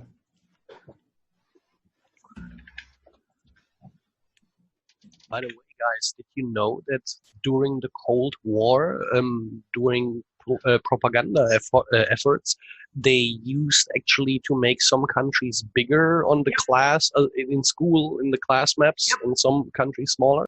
Yep, and Germany was made all the maps, so therefore Germany was like half. Yeah, it was big here. It was huge. Oh my God! Look! Oh my God! I think that this is showing some of the residual. Hold on, I'm scrolling through their maps. I'm trying to look through their maps here to see. Their website? I've got the website up. Hold on, I'm just trying to see something here. No, it's not. Damn it! I got confused. I'm trying to see if I can see blow up the pictures to make. I just put a picture into the Discord of the map she's got, I think. Okay, hold on. I'm gonna screen share this. Hold on. I've got another map here from the same company. Screen share. Okay, this is another one, but we can really see it clearly. Again, this is the residual map that I talked about. Look at the size of Greenland here. Compared to Australia. Compared to the size of Australia. This was one of those stunning, stunning pieces in 2015 that Lisa Harrison and I lost our minds over. It was like, what the fuck? And the same thing, if you look at the shape of Hudson's Bay, it's bigger and rounder, more bulbous. It's not, and you have all this landmass this way. I wanted to see. The landmass that's going that way, Danny, I remember it in my older reality, and more going like straight up to like the northern pole region. Just Like this. yeah. Hold on. Let's see if I can. Yeah, More. like that. If you More right like- click on that, you can open it in a new tab and zoom around. Right click. Nope. No. No. It'll let me Yeah, copy the. there. Yeah, I copy can- it. I will, and I'm going to do that. But again, look, the shape here, like Hudson's Bay is more of a normal shape. Oh, I wish I could zoom in on some of the stuff here. But yeah, the big one being the whole Greenland. The whole Greenland was a huge, huge one. Okay, let me go here. So I'm going to go back and see what other maps they have down here. There's the big map of Australia. That ultimately, they can't hear me on the stream, so you might have to repeat this. We should be looking at navigation maps, not scholastic maps, because Yeah, they're I going agree. to change with whoever does them. Yep, I agree. There's the It world costs map. a lot of And money to come up with the design, the printing, however they print these things. I'm sure they're probably all digital now. Never mind. yeah. Oh, you never know, right? No, here you go again. I True, love the true. fact that Greenland is so blue it looks like water, so you can barely see it. But again, it gives you that idea of now. Okay, and here's kind of what I was saying about the tilt of South America. If you look at this, South America is more upright. That is one of the residuals that to me, South America is now like fucking listing over to one side, and it is very, especially if you look at this here, it's very, very upright here. Also note the orientation of this map is convex Yes. versus a rectangular. So it's going to have different positions of things. Right, so if we go like this, oh crap, I've got so many chats open at the moment I can't see. Okay, hold on, no, scrolling out the other way. Okay, now I've got to scroll right out. Oh, and we got fucking cloud cover. Well, aren't you just an asshole? Fucking cloud cover, so you can't. Really? Can you not? Yeah, see, it's hard to pull this back out and actually get that feeling.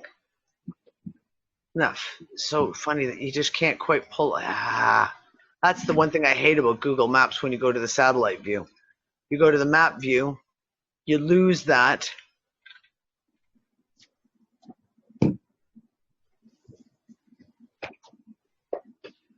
Very strange. Yeah, Nancy, take us some photos of that, and I'll put the link to that maps thing in there because there is some definite interesting pictures in there. I have a observation to make. Someone said we should be using navigation maps instead of scholastic maps, which I agree with. So what if we're all remembering our own versions of the maps, right? Like, look at this map. This is my map that I've had up here. I used to have it on my wall at work, and I brought it home when I retired. So to me, this is what it looks like to me, right? And then you go over to Google Earth and show that other map. That's completely foreign to me because is it because now I'm used to this map? I'm not relying on my memory from a child. It's because this has been beside me for the last 6 years. Yeah. Do you understand what I'm saying? Is our memories influenced by, because we truly can't know what this continent looks like unless you've walked from coast to coast and counted your steps. We really don't know. Someone brought that up earlier. It's what we're being told. This is what we're being shown. Other than your own personal observations for the Mandela effect, I had 2 pear trees and 3 apple trees in my backyard, and I now have 1 pear tree and 1 apple tree. And my husband cut down 1 apple tree, so I'm missing 2 trees. And I said to my mom, Mom, how many fruit trees did I have in my backyard? She says 5. And I said, okay, how many do I have now? She says 2. Oh, maybe you're wrong. Maybe you didn't have 5. Like, she started backpedaling her story because it wasn't registering. And I said, well, Darwin, my husband, cut down 1. So where's the other 2 trees? I'm missing fruit trees. We have them as our prepper supplies. So I know I had 5 trees. It's bizarre. Well, and this is it. But we saw that when we went through the whole Mandela effect over the Lord's Prayer. Because when we made that was that 2015, like September, October 2015, what I think, when the whole Lord's Prayer changed, and we all were like, what the fuck? And people were going to their, first of all, going to their family Bibles that they have been in their family for, for generations, that they have read, and that their mom read the Lord's Prayer to them from that family Bible, and found that no, it has changed. So within their own reality, that book has changed. And then people going to family members, and we had a whole pile of people come on and talk about how freaked out they were. They go to family members and would say, recite the Lord's Prayer. And they would recite it the old way, the way we all remember it. And then they would say, well, no, it's changed. And then they would read the new Lord's Prayer, and the people would literally glaze over and then go, yeah, that's it. That's it.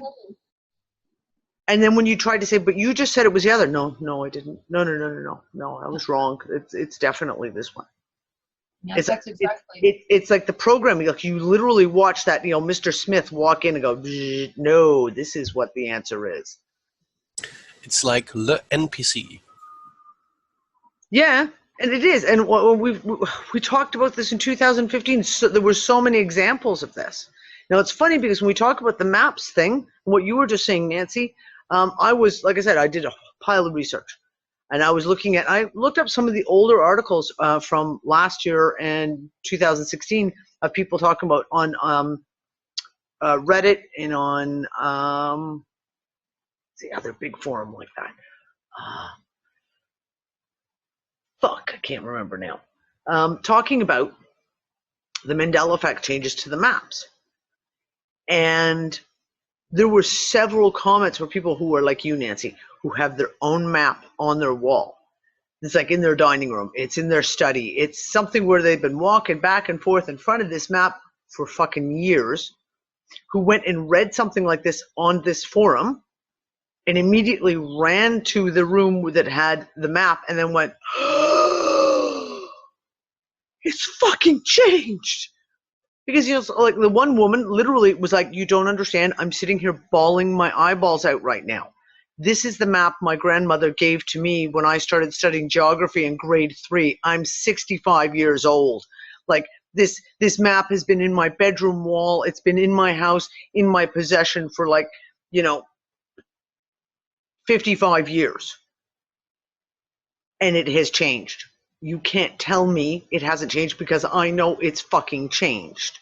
And she was literally, the woman was losing her mind. She was like, literally, I'm bawling my eyeballs out and I think I have to go to the hospital because I'm completely having a panic attack and I can't breathe.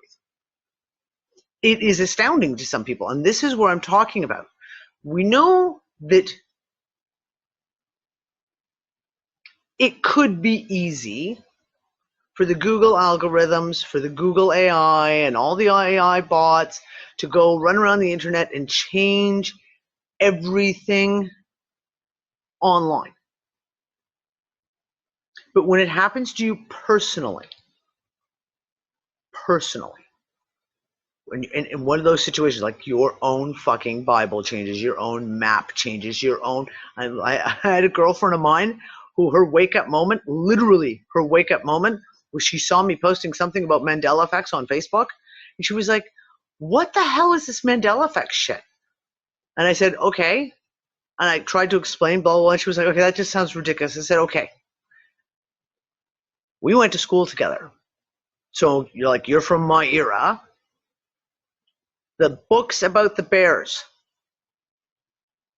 Berenstain? She was, well, of course it's Berenstain. Don't be ridiculous. I was like, it's now Berenstain. She was like, oh, well, they changed it online. It's got to be a typo. It's got to be something. And she went to her mother's house, up to her mother's attic, pulled her own book collection out. And her books had changed to Berenstain. She lost her shit. Completely lost her shit. Same type of thing. Ended up on her living room floor crying because it was that astounding to her, because these were her books growing up. it wasn't like walking into a bookstore and getting a new one. This is what she knows, and her reality had changed.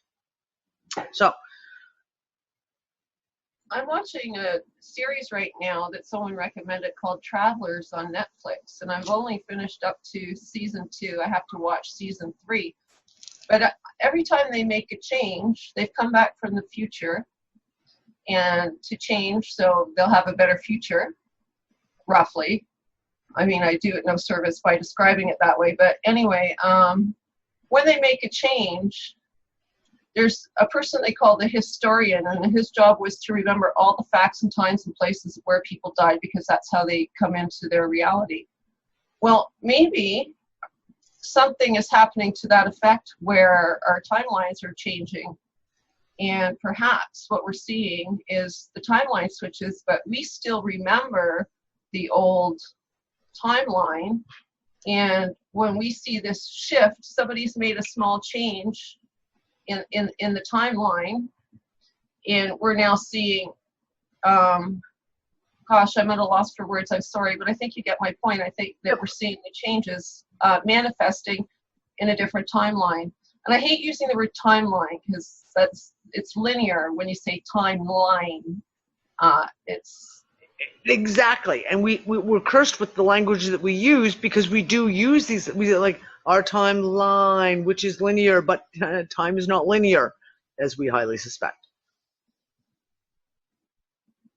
So we go through all of this. okay. Can I ask a question? Dawn said something earlier. Was she suggesting that all of us here are living in different dimensions? Was that what the gist of what she was saying when she was talking about the metaphysical aspect? Are we all experiencing different dimensions or different realities? Because I remember Sherry Wild, she's the lady that was abducted, and she swears she zapped the chemtrails out of the sky one day, and she went into the forest with her friend, or on a hiking trail with her friend, it was a male friend, and she saw the plane overhead, and she zapped it with her thoughts, and then it disappeared, and she said, see, look, we can control this. And he says, Sherry, I have no idea what you're talking about. So he was experiencing a different reality than she was. That is what, okay, and it's so funny you bring that up, Nancy, because I was just literally reading something last week, before we even got into the whole Mandela Effect shit last night, something just last week, and someone was hypothesizing the exact same thing. And that's why I said at the beginning of this, sometimes we all feel a shift happen, like we all something, and are we crossing time? Like, we don't know what the physical is that we're experiencing. All we know is that we feel it. Whether it's physical symptoms, mental, emotional, getting the dizziness, etc., etc. But we don't know when certain shifts have taken place with each individual person. And this is what I'm beginning to suspect, that it is how do you say this in fucking language? I've always made the joke that I live in my own universe, and I'm the only person in my universe, and you guys are all a figment of my imagination, right? Like, it's all about me and my little bubble. And yet there's a part of that if we are all within our own, I hate saying timeline because, again, it gives it a linear feel. If we are all within our own bubble, then the effects and the changes may not be coming through. And this is the question that I have, and especially chemtrails was what you said, because there are people who literally do not see them. It's like they look, and it's as if they don't see them. But what if in their reality, in their bubble, they don't exist? What if there is a filter, even if they're in this reality, but their reality's got a filter, their bubble has a filter around it.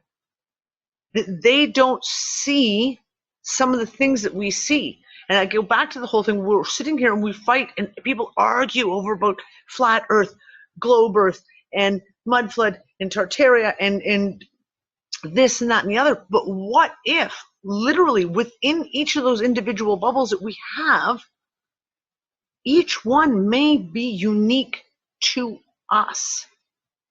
Each one could literally be unique, and maybe there are people who just don't see the chemtrails. Danny, Maybe that reminds me of the there are movie. people who don't see the kind of corruption that we see on the front, like on that blatant fucking corruption that we see politically, financially, that makes us all go, oh my fucking God. Maybe it literally isn't playing out in their little bubble. Yes, Danny, boss. did you see the movie What the Bleep Do We Know? There were Yep. two different versions of that movie. Yep. There was one uncut and one cut version, and the one version had it in there where the Native Americans didn't see the Spanish ships arriving on the horizon, right? Only the shamans saw that because they had an eye for something weird, for something novelties, right?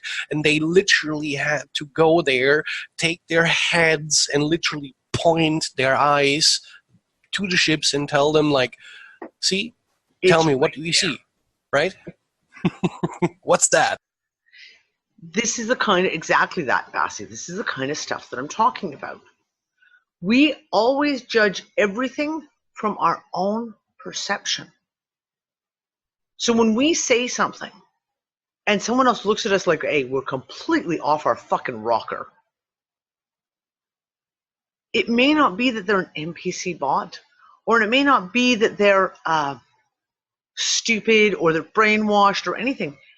It could quite literally be that it doesn't exist in their bubble. They don't see it through their filter. It boils down again to the invisible chains that we are caught in, right? Like the system we are living in.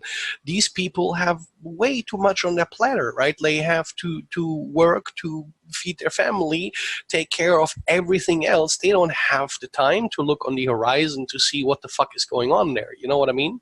No, but I don't talking about that. No, I mean the NPC meme. You know what I mean? Like, yes, I have to go. That's what I'm saying. We put these descriptive terms, and I use them all the time. You guys know I've been fucking using the word bots and backdrop people for fucking years now. But what if it literally does not exist in their reality? Yeah, Nancy. Sorry, I have a very good personal example. This one is going to flip you out. I'm going to have to go back on my Facebook wall. It's probably 2 years now since I posted it. Right around 2015, I had my gallbladder out. And prior to having my gallbladder out, I was 6 months in pain all the time. And then after I had my gallbladder out, my husband assisted me, helped me around the house, because you have the surgery and you can't do certain things. So, for a good week, he was doing everything that I usually do. So skip forward about a year and a half, and I was eating a handful of peanuts. And I said, I've got to really be careful eating these peanuts because I don't have a gallbladder. And he looked at me. He says, what do you mean you don't have a gallbladder? I said, Darwin, I had my gallbladder out. Don't you remember? He said, no. Are you sure? I said, of course I'm sure. Okay, Danny, go ahead. There's more to it, but you get the idea. Nick and I had the exact same thing. He swears that when I was pregnant with Quinlan, our eldest daughter, that I got Bell's palsy. And it came up in a conversation in 2014. We were sitting around the clubhouse, actually, in Morocco. And Bell's palsy came up. And he said, well, you had Bell's palsy when you were pregnant with Quinlan. I was like, no, I didn't. And he's like, yeah, you did. Like, the one whole side of your face, like, was frozen. Like, it didn't move. Like, you couldn't smile. And you were all, I'm like, no. Yikes. And he kept looking at me going like, how can you, I'm going to give you another example. And this also the time that we were in the clubhouse in Morocco, there was a lot of astounding shit that played out. Now, a lot of it I haven't talked about publicly because there are other people involved. But some of the things that I witnessed is what hammered home this thing that maybe we are within our own little, not within our own little bubble, that there are multiple timelines, multiple parallels are playing out at the exact same time, and sometimes they just bleed through each other. In 1 week at the clubhouse, I saw 2 arguments take place. 2 arguments, and I was there for both of them. And I heard the original argument take place, or the original discussion take place, and then as a residual, either later on in the day, or even in the one case, it was about 10 minutes later, I watched the 2 people arguing vehemently about what was said. And both people, in the one situation, both people, they weren't lying. They were vehemently saying, no, you said this. And the other person was like, no, I fucking didn't. I said this. And I'm sitting there now, I know, because I've actually watched the argument play out, so I remember what was said. But in observing the 2 of them, I was like, they both honestly believed that they heard what they heard. It wasn't like ignoring someone or interpreting it your own way.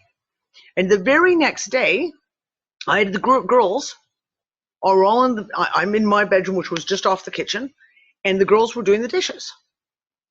And there was Quinlan and Kira and their friend Layla.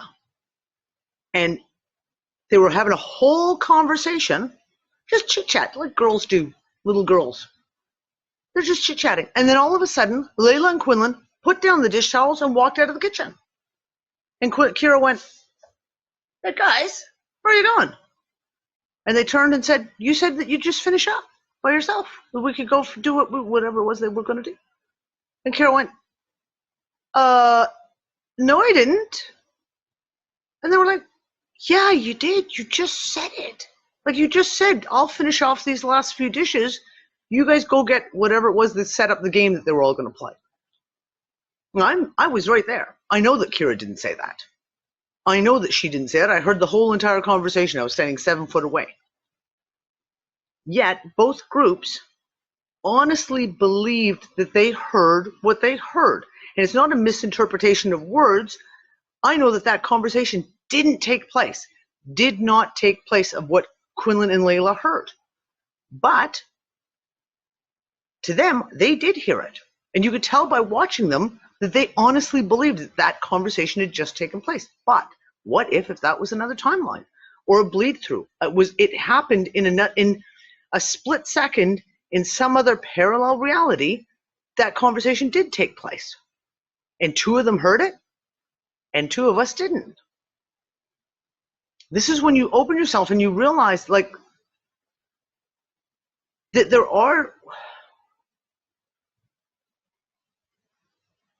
there is very much a question to our reality that goes beyond just Mandela effects, goes beyond questioning geomagnetic storms. It goes beyond all of the political and ridiculous fuckery. That when we start realizing that arguments that we've had with people, maybe when we were so vehemently mad at someone for them denying they said something or saying that they did say something, maybe it didn't happen that way. Maybe it was a bleed through moment where all of a sudden, and you've got 2 people who are, I've done it. Nick and I have had these fights where you sit there and you're like, I've had arguments with other people. Danny. Yep. You know, I'm beyond mind blown right now because listen, the implications of this one piece. Oh, am I messing up? No, you're okay. You're clear now. You're clear now. Okay.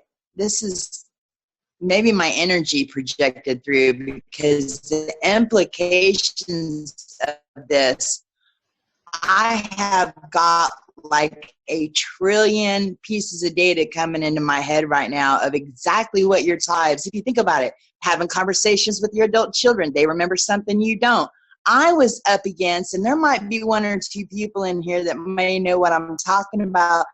It was one time in my life several years ago where I know for a fact I didn't say a certain word or knew that I said this word. And I felt, it's like losing your wallet or something. You know, you're sitting there like, oh my God, this is so weird. I felt like I was in the Twilight Zone because I knew for a fact.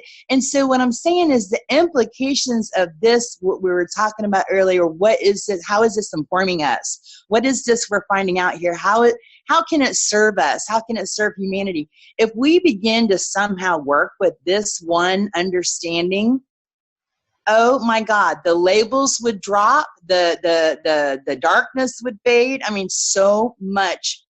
I don't know how we can do it, or I don't know what this means, but it is huge. This is huge. Thank you for letting me vent. This is huge. This is the piece that I've come up against in my own personal life. That I've had massive fights with people. Massive disagreements. When I've said, yeah, and you said this, this, this, and this, and they completely, it's like they don't remember it. They do, or they just can't, and you end up blaming that person and saying, like, you're being a fucking cunt. Seriously? How can you fucking said this to me, and you called me this, this, this, and this, and now you're gonna act like you're the victim? You know, something else just occurred to me. When that happens, Danny, think about it. The contrast informs us. The contrast helps us grow. Sometimes being up against or feeling as if, you know, not that you are the victim, but being victimized per se, or into that space. I don't know about everybody else. Hear me now? Again, it's my energy. Yeah, you're doing like this. It's like we got you, and you just. Sorry. I'm sorry. Oh gosh, I'm sorry. I'll write it. Type it in. Okay, sweetie. This is, I continuously go to this place of remind, even with kids. Like you say to your kids all the time, did you do this? And they go like, I didn't fucking do it. Now sometimes they're lying. We all know that look. We all know that fucking look when they're like spinning you the biggest bullshit story of the planet. But sometimes we put these things on people and we judge them, take offense, hold grudges. And then sometimes I sit back and I have to go, well, wait, did it actually happen for them the way I see it? What if, again, the conversation went differently? What if that piece that I remember didn't happen for that person? And I think, and yeah, Jerry, you're absolutely right. Being offended is a personal choice, but we're all human. And we all have our line in the sand where all of a sudden you go, yeah, okay, I'm fucking done. Seriously, dude, that's enough. But I think there's more in play than selective memories. Yep. Right? I think I had this gallbladder operation. And for 6 months, I was in pain and having gallbladder attacks. My husband was with me every step of the way. His memory completely left him like a year later. It's not like it was 15 years later where things get sketchy. Yep. So it was like, Darwin, honey, I had a gallbladder. Your mom had one 2 months after me. And he remembered his mom's, but he didn't remember mine. And he was here helping me. So bizarre. And that's where I talk about sometimes our primes. I mean, we used to joke about it all the time. Of sometimes your best friend, your mate, someone you work with, it's like that's the person you know. And then sometimes it's like you turn around and you're like, who the fuck are you? Like seriously, you don't feel like this person anymore. You've got different memories than this person. And I have made jokes over the years of like, you're from one of the other timelines because you're not from my timeline. Because this is just ridiculous.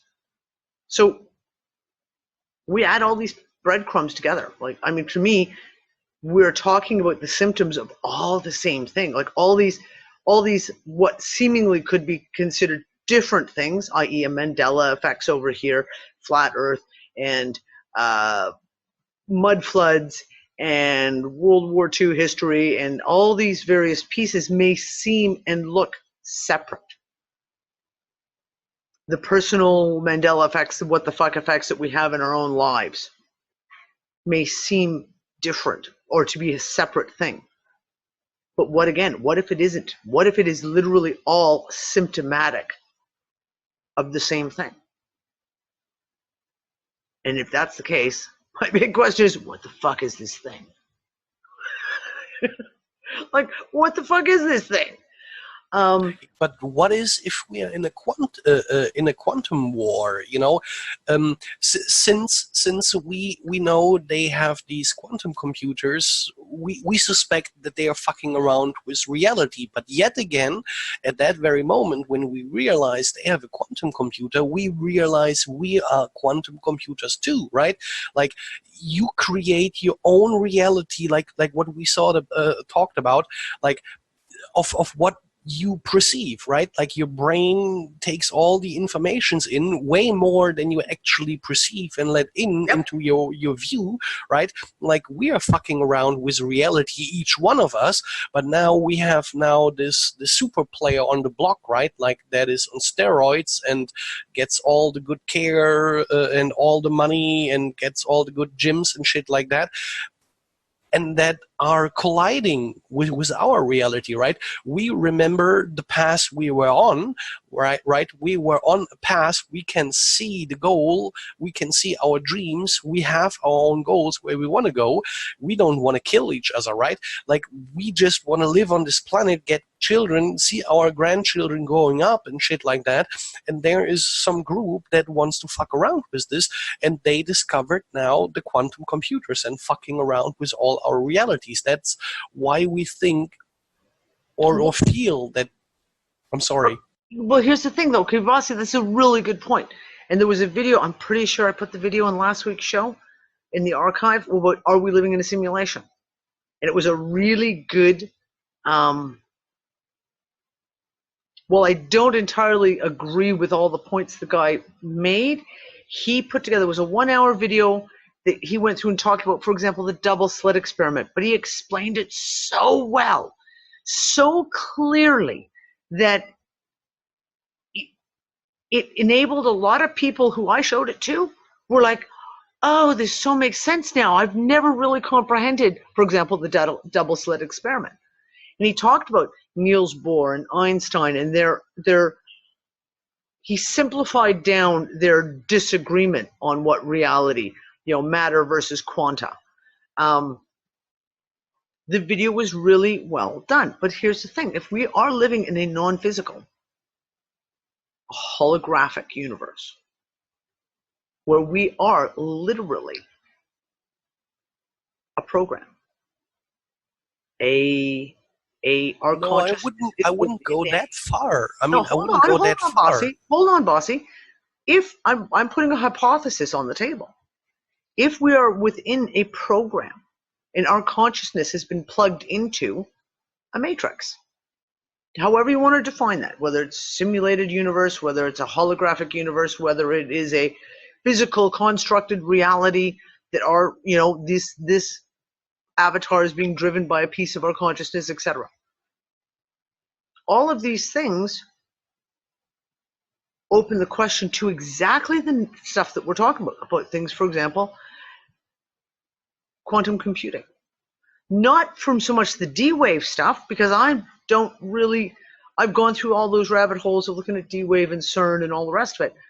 I don't necessarily think that these are the bad guys. Defining bad guys meaning is the guys who are causing it all. But we now have to look at things like entangled particles. If we're looking at entangled particles, what if, for example, this piece of consciousness that is residing right here in front of this camera here is quantumly entangled with every other piece of D's consciousness across timelines, across time itself, across multiverse, however we want to define it. It is a representation, scientifically a representation that we can kind of touch and comprehend the fact of the entanglement. And if you have two particles, a particle of D and a particle of joules, and they come in contact and they have a conversation, right? who's to say that the other quantum entangled particles of D and joules are not having the same conversation, or maybe a slightly different conversation? Hey, It's like there's a really deep, and it's like Dawn talks about the let me tell you, I'm about to break it down. I have even gotten to the point where you can shift multiple times a day. I've learned to find certain things that happen in that reality to let me know I'm in it. So, like, for example, my bathtub gets a certain water hotness, but in this one reality, it doesn't.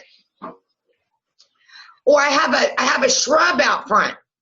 They're shaped a certain way, but every so often it's not. So it's the little things. I'm starting to see it, but you got to be on it. Like, okay, you know. And that's your clue. Exactly. And this is where we go into those Mandela effects that we talk about, where you put your keys down, and you always put your keys down in the same spot every fucking day. They go down in the same spot until the day turns around that they're not there. And sometimes they disappear for 2 or 3 days and then randomly appear right back in the spot where you know that they weren't there 2 days ago. We have the little things, and it's like you say, we have, going into the physical shit, we have the most extreme low tide right now in Gozo I have ever seen. I have never. Nick and I took the dogs out at one point, and we went and we walked. No, that was it. We were going out to the store, and we walked up to the top of the hill, where you've got the best view of looking down at the harbor. And I got Nick with his phone. I'll get him to transfer the picture so I can put it in here. There is so much shoreline. My little crystal beach is now more than double the length that it usually is. There are rocks exposed out in the water that I have never seen exposed before. And I don't mean like this. I'm talking like this. And I keep saying, what the fuck? How is it no one on the island is going, what's going on? But maybe that's not in their part. Maybe that's not. And is that one of those little pieces of reality that when I walk out, and some days the tide is low, and then it shifts back again? Is that one of those little pointers that you're talking about? And it's the things like the light bulb that works and then the light bulb that doesn't work. Now, in our house, we have kind of shoddy electricity, so I can't really use that as a basis point. But sometimes you know that there's pieces in your house, in your personal life. You know how they are, and then all of a sudden, one day, it's not how it is anymore. And it may only shift for an hour, or a day, or a month, or maybe it doesn't shift back at all. But we watch for those little pieces. We watch for the little pieces. And sometimes you just sit there and you go, I don't know what reality I'm in anymore. Well, literally, that's been my week this week. Like, what fucking reality am I in? Because I don't know. I just don't fucking know anymore. It's crazy, man. It's fucking crazy. But we have all these pieces. We all put them on the table. Now, what does it mean? In the end, look, what does it mean? Can we define an end result? Can we actually say, hey, this and this and this has happened, so therefore this is what our conclusion is? No, I have no conclusions. And yeah, Sony, I saw your comment earlier about the giant circle and how we just came right back to the beginning. And yeah, I'm sorry, I never said I had any answers. I don't have any answers. No, yeah, I don't think anyone has. We have all sorts of, hypotheses, a couple of theories, some questions, but I don't think anyone has any fucking confusion. We all have confusion. We all have confusion. We don't have conclusions. There we go.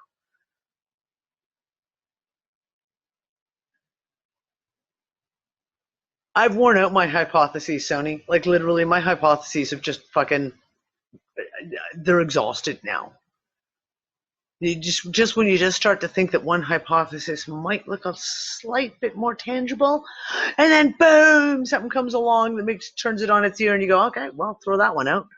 Back to the drawing board again, I guess.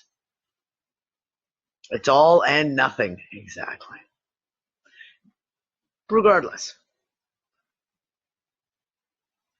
for me personally, I can only give that perspective, is we are in this now.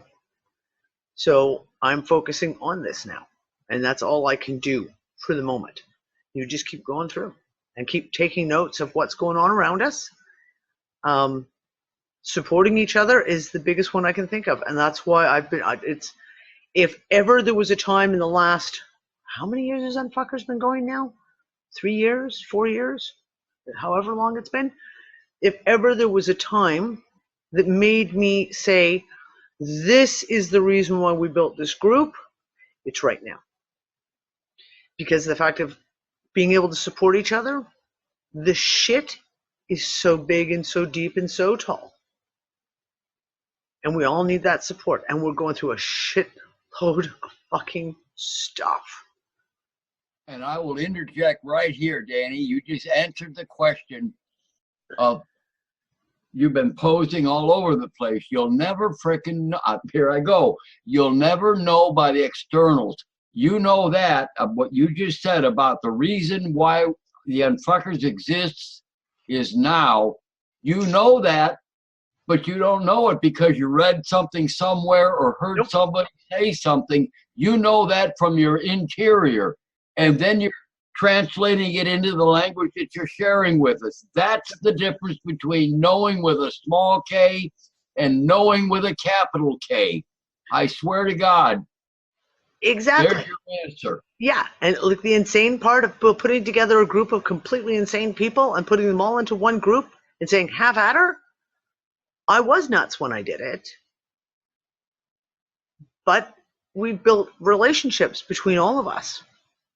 And we have lots of new people who are continuously coming in, who are coming into an environment that is a community, so that they themselves can experience the support that we need. Right now, the shit is insane. The physical stuff that we're going through, the physical stuff that's happening within our own personal realities. At least we have each other. And we have a group of people who we can talk to and say, oh my fucking God, or holy fucking platypus, I just don't know what happened yesterday. This happened, and everyone on the group's not going to go, you're fucking crazy. They're all going to go, yeah, I know. That's what happened to me yesterday, you know? And sometimes you just, we understand each other's crazy for the most part. Exactly, Jules. Sometimes you just got to be with a group of people who understand you're crazy, your particular brand of crazy. And we have a lot of different brands of crazy in our group, but at least we all understand each other for the most part. That's what it's about. In the end run, I think that's what I have to come down to. My only conclusion at this moment is that we just have to stick it out together. And we got to ride the wave together and just keep going through it and be there for each other. No matter how many times someone posts about the bad headaches that they had and asking if there's anyone else dizzy, we have to be there for each other. Because you know what? Yeah, there might be 16 of those posts a day. It doesn't matter. People need that confirmation. They're not alone. They're not losing their fucking mind. That other people are actually experiencing the kind of shit that they're experiencing. Yeah, Bossy, all hands on deck. That's it. It's all hands on deck right now. Everyone's just going to have to like pick up an oar and we'll just keep fucking rowing as fast as we can. This Sunday, we have a special presentation, and all you guys in North America are going to hate me, but I'm sorry. You're just going to have to suck it up. We are doing a special Transpicuous Views. It will be live streamed here on Twitch TV. It is going to be on astrology, and we've got Jules and Amina and Megan. So basically we have Australia, Malaysia, East Coast of Canada, and Europe. So guess what? It's going to be in the middle of the night for you guys in North America. I'm sorry, but there's only so many, like our time zone issues are really fucked. Trying to get everyone together, that was the only time we could do. So Sunday morning, we will be going live at 11 Central European time, which is 5 o'clock in the morning Eastern Standard Time. Start, get your nap in first so you can be there. And what was that, 5 a.m.? That means 2 a.m. Pacific. So you guys out in the Pacific Coast, you'll just have to, I don't know, stay up late, have extra coffee if you want to be there. We're going to dig into all the astrology. We're going to have a really good look. I've asked Jules and Megan and Amina to compile. They're going to get some some slides together. We're going to go back to a basis. We're going to a base point so we can actually explain what this is, what the terminology is, how it works, and we're going to look at a historical perspective of, for example, the planetary situation that we're seeing playing out right now, historically looking back at the other times these type of conjunctions, etc., have happened. So this is going to be an intro. I can guarantee you there's going to be a whole pile more. We're going to be getting into this a lot more. Maybe we're going to have to make it a regular show, guys. I don't know. We'll have to see how it goes. Like a once a month type thing. So yeah, Sunday morning at 11 a.m. Central European Time is when we go live on the Twitch. And of course, for you guys who are sleeping, the video will be out later on that day. I'll make sure I have the video out, and we'll have all the slides. I'll make sure in the archive article we have all the slides so everyone can go back and actually look at them and review the information. Okay, and that's it. That's it for us. Hey, look at that, right on time. Okay, almost on time. I'm a minute late. Well, I try. And of course, Sunday night is Fringe Night, as it's now so quaintly being called now, is Fringe Night on Sunday night at the same usual time. And we'll be back next Wednesday for another UnFuckIt discussion. And that's it for us, guys. I will talk to you all later. Bye, Twitch.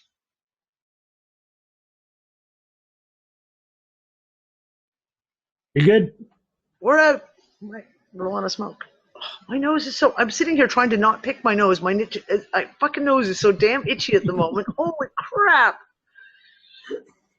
Fuck. Just stick my finger. Was it itchy nose, kiss a fool? Well, my children are all sleeping, so I suppose I could go kiss them anyway. I'm starving all of a sudden. We had a really early dinner tonight. I made soup. Actually, it was the first thing I've eaten in a week that actually satisfied. Like, you know, you actually eat something and you're fully satisfied. Like, yeah, this is really good. I made homemade chicken noodle soup with veggies and garlic bread. And the problem was that was at like 5:30. That was 7 hours ago, and now I'm fucking starving again. We have to go heat up soup. Go heat up some soup for later on. So guys, what are you all saying? I'm starving as well. Like I started Zoom about 5 minutes after I woke up. Haven't had breakfast yet. It's 9 o'clock in the morning. I'm totally keen for the show on Sunday. Yeah. And yeah, just a few thoughts about just the last couple of days. We've had a major shift, so the sun has changed into Pisces. Nothing unusual there. Happens every 30 days or so. But we've had Chiron, which is the wounded healer, which is very karmic. It's all your past hurts and things that you can't put your finger on exactly, has changed signs as well, and that's a 50-year cycle. As well as all this Saturn Pluto shit that's going on at the moment, which we'll get into on Sunday. So there's a lot of stuff happening, and yeah, if people have been feeling sideways in the last couple of days, excuse me, that's my dog barking. Yeah, there's a good reason for it. So yeah, I'm going to get something to eat, and I'll be right back. Go get some snackies. Yes, I need to have some breakfast. I'll be back.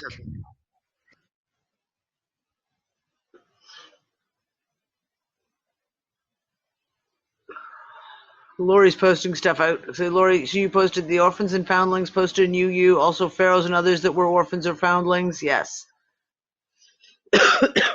Listen, this is one of the things, sickness right now.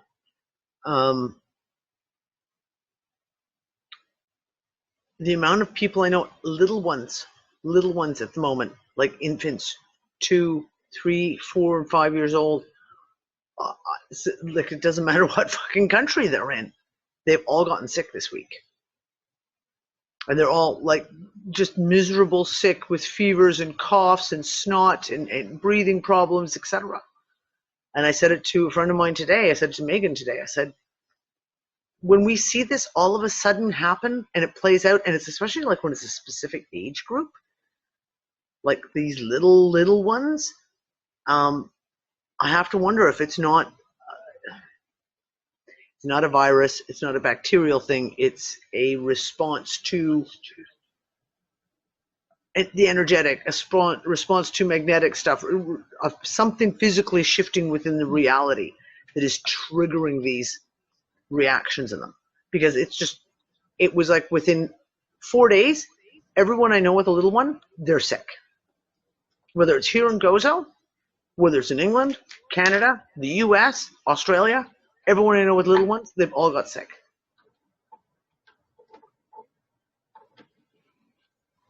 Ha ha ha, Jerry, you're so fucking funny. I couldn't help it. It's, the people talk about like ascension symptoms and that crap. Yeah. So that's kind of what you're talking about. Change is change. Everything's changing. That's all. Yep.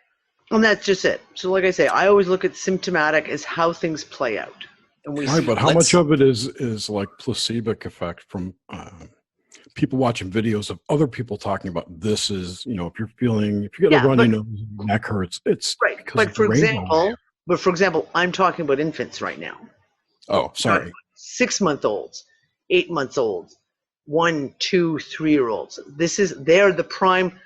When you can observe them, you're seeing kind of like the prime, as in without the programming, without the fucking bullshit of like when we talk, because you're right, you're just always influenced, and I always question that. Like if I say, I got a sore neck, and I was like, yeah, I got a sore neck too. But my kids were sick when they were little. I mean, kids get sick when they're little to build up their immune system because they have, call it a blank slate immune system when they're born. So as they go to school and they're exposed to more and more people, right, their bodies fight it off. Maybe it's getting here. harder to fight off. You're not listening to me. Jerry, I just talked about the fact that all these children all got sick within the last 4 days across the world. Boom. Exactly, across the world, across the world, not in the same city, not in the same town. That is not natural. Across the world. world. That's not how viruses work. That's not how bacteria spreads. That's not how it works. Right, it's only 4 people. What was that? It's only 4 people out of 7 billion. That's not a trend. 4 people? That's 4 kids? You said 4. There were 4? No, I didn't say 4 kids. I said I know 4 kids here in Gozo. Okay. Personally, who all got sick within 24 hours of each other, and they haven't seen each other in 4 weeks. So it's not like they. Okay, that's weird. That's totally weird. And that makes me think of what Og said in his video about a virus getting released. And could be, but again, I always question these type of things. It's a very easy answer to say, "Oh, it's chemtrails. They're spraying us all with the virus." Oh, they sprayed that virus all over the fucking planet, all at the exact same time. It was all released simultaneously. No. And this is what I'm saying. So when, for example, I had 6 people. My dog threw up in the middle of my hallway floor last week, and I had like 6 people who were like personal friends of mine who are like, "My dog fucking threw up this morning too. What the fuck?" Like, their dogs don't throw up. And then all of a sudden you have a whole series of like a whole pile of dogs, again, scattered over a broad population, who all do the same thing. You go, there's more to it than this. There's a trigger here that we're not seeing. And we may not comprehend it. We may not be able to comprehend it because we don't have the data. You know what you just made me think of is that, when you said trigger, that it's these I don't want to say they're bots, but these people are triggered by something that goes off globally, right? It's a programming thing. So, this certain energy comes out and you have to react this way, and they all react that way across the planet. Dogs too, whatever. I'm not going to say you're wrong because I've hypothesized that multiple times. Yeah, I'm not saying I'm right. I'm just saying that could be. No. You are onto something, Jerry. There, what you mean is this old harsh word mass hysteria, right? Like you tell someone, "Oh my God, there's something in the air. I just got nose bleeding, my head hurts, and whatnot," and there might be actually some people that experience the same thing, but there are also these I don't want to sound disrespectful, and Brianna knows that this is actually fucking a joke, but yeah, there are some people that literally just seek attention, just want to mimic the whole shebang just to get attention, right? That's like I get where you're coming from. Munchausen syndrome, right? Yeah, exactly. Yeah. But you can also call it mass hysteria. You know, like you have this very moments when one starts to laugh, and that gets so fucking viral. Like we see viral shit on the internet, right? Sure. Like where shit. The mob effects and things like that. Exactly. But There was a great this is Fringe one of those episode. things, though, is for me those I always say, like, you can't. We have a tendency, for the most part, people have a tendency to throw it in one basket or the other, and it's like extreme baskets. It's a duality. programming. It's a you know, hysteria, whatever, or it's this. It's default sorting. We got to go through the middle ground of it. So, for example, for me, because I'm a medic, I always look at the physical symptoms of things. And Anne's just gone to bed, but Anne and I go through this every week where we talk about things that are coming up. Anne keeps track of all these homeopathic groups all over the world and all the homeopaths talking. And it's the same thing. She's talked about for 2 years about the fact of how the homeopaths will talk and say, I've just had 14 cases come in of children exhibiting this symptom. And it's something stupidly specific. Like ridiculous. Like they've got a rash on their right forearm. Like that specific. And they'll sit there and they'll go through the information and they talk about it and try and like, okay, well, this is really, really bizarre. And it's like, for example, the last few flus that have gone by do not correspond to anything that is known. The symptoms don't line up. The symptoms cannot be treated the way they used to be treated. They don't work. Like, for example, you know that if someone has got this, and this symptom, you give them this, for example, homeopathic. This one, because it's always worked. This combination of symptoms, this is what you use. It always works. Now, suddenly it doesn't work. Now, are we talking about, is it literally another one of those things where it's been like a timeline shift? And in this reality, that just isn't the right one anymore? Or have we changed? Or have those things changed? Yeah. Have we changed? Have we changed? And we know we're changing. God knows. I mean, fucking when I did the big show with Taryn Lupo, like fucking, what was that, 2000? Yeah, what happened to him? And we talked about the physical changes to the body. I'm like, I know where my kidneys are. My kidneys are not way up my fucking back. My kidneys were where my kidneys were. We know where our heart was. We know where, do you know what I'm saying?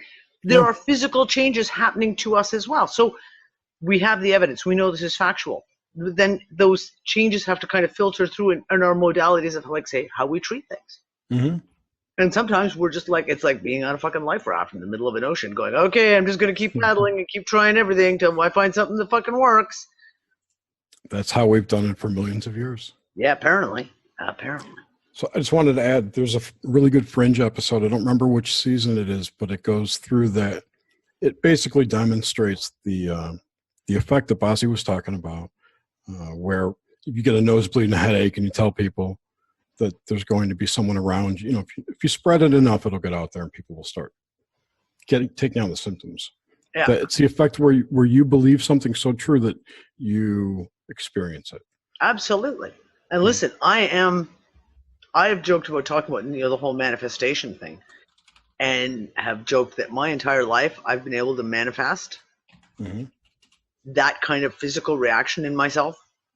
To my detriment, I will add, like, you want to get off of work for a day, so you call in sick, and guess what happens? 2 hours later, you're actually fucking sick. Right. That's why it and never you're comes. just like, oh my God, I did this to myself. I did this to my fucking self. To the point now, I literally continuously, I'll catch myself saying, yeah, I've got a headache. And I'm like, no, I don't have a headache. No, I don't have a headache. Just before Friday, when I was doing the C60 presentation, I went to bed Thursday night. My glands were swelling. I had all this phlegm and congestion in the back of my throat. And I was like, I am not fucking getting sick. I am not. I have to do the show on Friday night. I have to be able to speak. I am not getting sick. And then you realize the kind of thing. I woke up Saturday morning feeling like ass and going, wait, let me backpedal. Because I think I kept saying, I'm not getting sick. I have to do the show Friday night. I was like, wait, did I just set it so that I'd get sick Saturday morning now? Because I didn't actually put the right provisos into the statements. And it was saying like that, no, I'm not getting sick at all. And I've been saying it all week. And I go to bed at night and the congestion starts and you're like, I'm not getting sick. I will not get sick. I am not getting sick. I had the exact same thing I'm all over the clogged up. weekend. I got a snotty nose. No, I don't. I do not have a snotty nose. That episode I is was going to say the real quick, that ties into how unconscious we still are. If you're going to think that, you're going to get it. Yep. That ties into how unconscious we still are. We're still all growing, and yeah. That Fringe episode is the 9th episode of the first season. I don't know what you guys are up to. We're past that already. Do you remember what the butterflies were cutting the guy? Remember the butterflies were cutting him? It was yeah. Because he made it real. They put something. Yep. Yeah, that was a freaky episode with the butterflies. It's called the Dreamscape.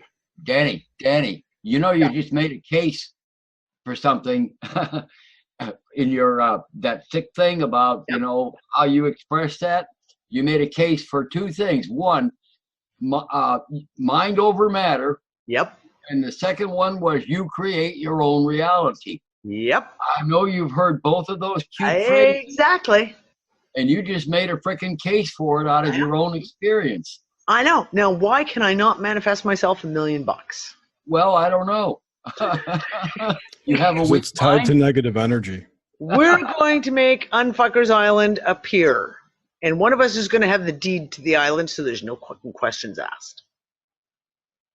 Also, please, everyone, play Lotto at least once a week, or at least, let's say, once a month. Every Unfucker, once a month, play Lotto, and we all chip in once we fucking hit the jackpot and tell them, fuck off. We are full. We are Unfuckers.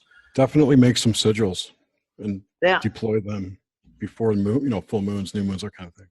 Yep.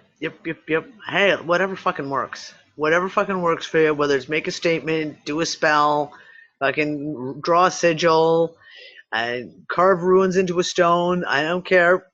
Whatever you need to focus your will and your word, to quote David Eddings.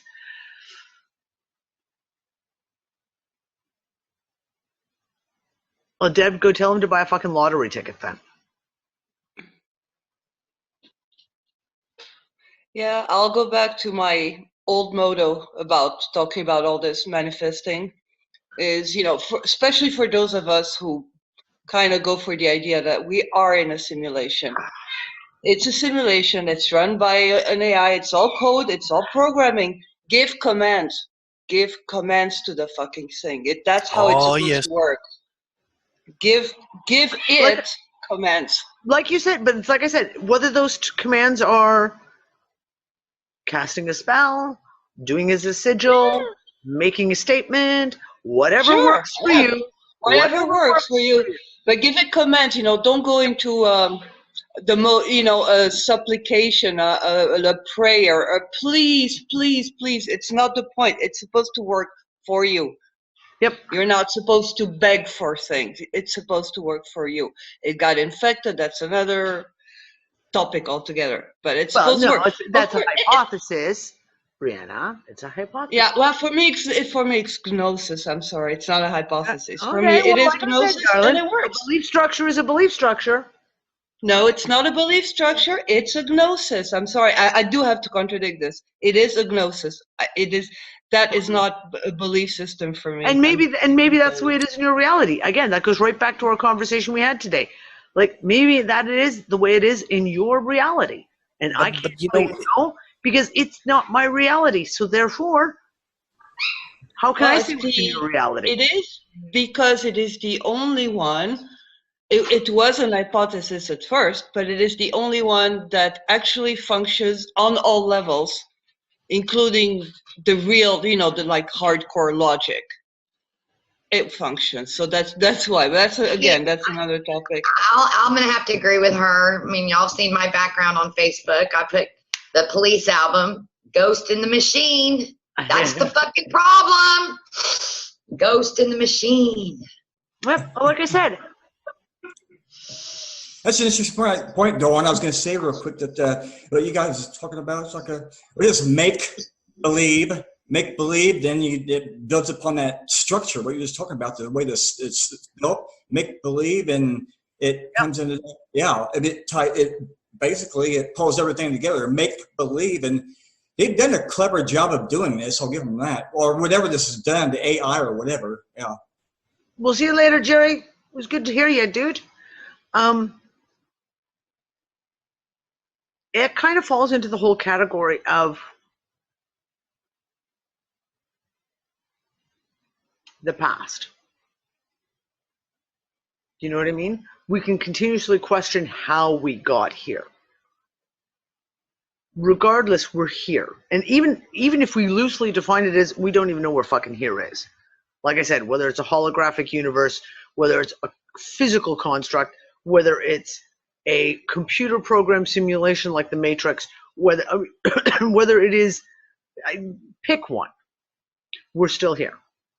This is where we're existing within.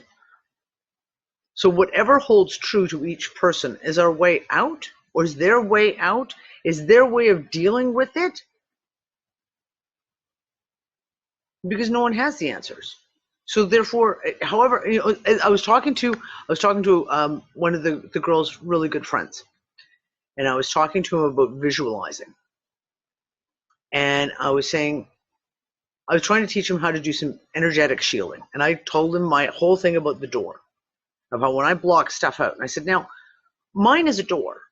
Mine is a great, big, massive fucking door. Looks like a steampunk Game of Thrones fucking door. Is huge. It's like that fucking thick with big iron fucking shit on it.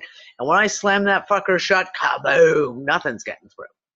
He said, but you have to find what visualization works for you. And I was teaching him energy work, and I was saying, you visualize the energy flowing. I said, but visualize it how it works for you. You can visualize it like a Star Trek force field.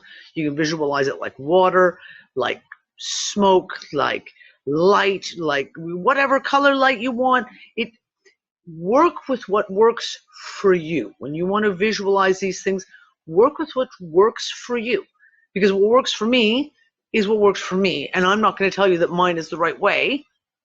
You've got to come up with your own particular way of seeing it. So, and that kind of holds true in all of this entire conversation. Brianna's way of seeing it is her way of seeing it, because it makes the most logical sense to her with everything that she's dealing with in her perception of reality. And that might be different from Maury, and it might be different from Andrea, it might be different for Dawn and Star and me, and it doesn't fucking matter. In the end of the run, it doesn't fucking matter, because we're all dealing with it our own way, and we have to work with what works for us. And if we can, back to that unity thing, if we can drop the judgment, drop the division, where you believe this, I believe that, they believe that, and just work together, knowing that we're all going to do it the way that we have to do it, that makes sense for us in the moment, because that might change. A year from now, it might change. So we've just got to keep working through what we're working through, and do it however it is that works for you. And I think that we have to even accept the fact, we have to also accept the fact that for some people, that's going to be religion. For some people, that way they're going to work through this shit is going to be through the Catholic Church, through a Buddhist temple, through a pagan grove. And we may not understand it, and we may think they're fucking holy shit, but maybe that's how it has to work out for them. Maybe that's their piece. I had, back here when I lived in Gozo 25 years ago, I had a really good friend of mine die of a brain tumor. She was 19 years old. And she was a Catholic. And she had this faith. She had this absolute faith. And when she died, and she knew she was dying, she wasn't scared. She wasn't worried. She wasn't sad, other than sad for her family. She had this thing. And I can remember afterwards saying, as much as I fucking hate the Catholic Church, if there was one good thing I could say came from that, was the fact that here was this girl who her last few months of living in this reality was made better because she had a faith in something. So I don't know. Maybe some people are going to go through this whole fucking kit and caboodle fuckery reality, and the one thing that might get them through is faith in God. Who knows?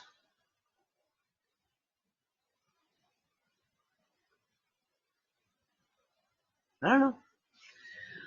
I don't know. I don't know.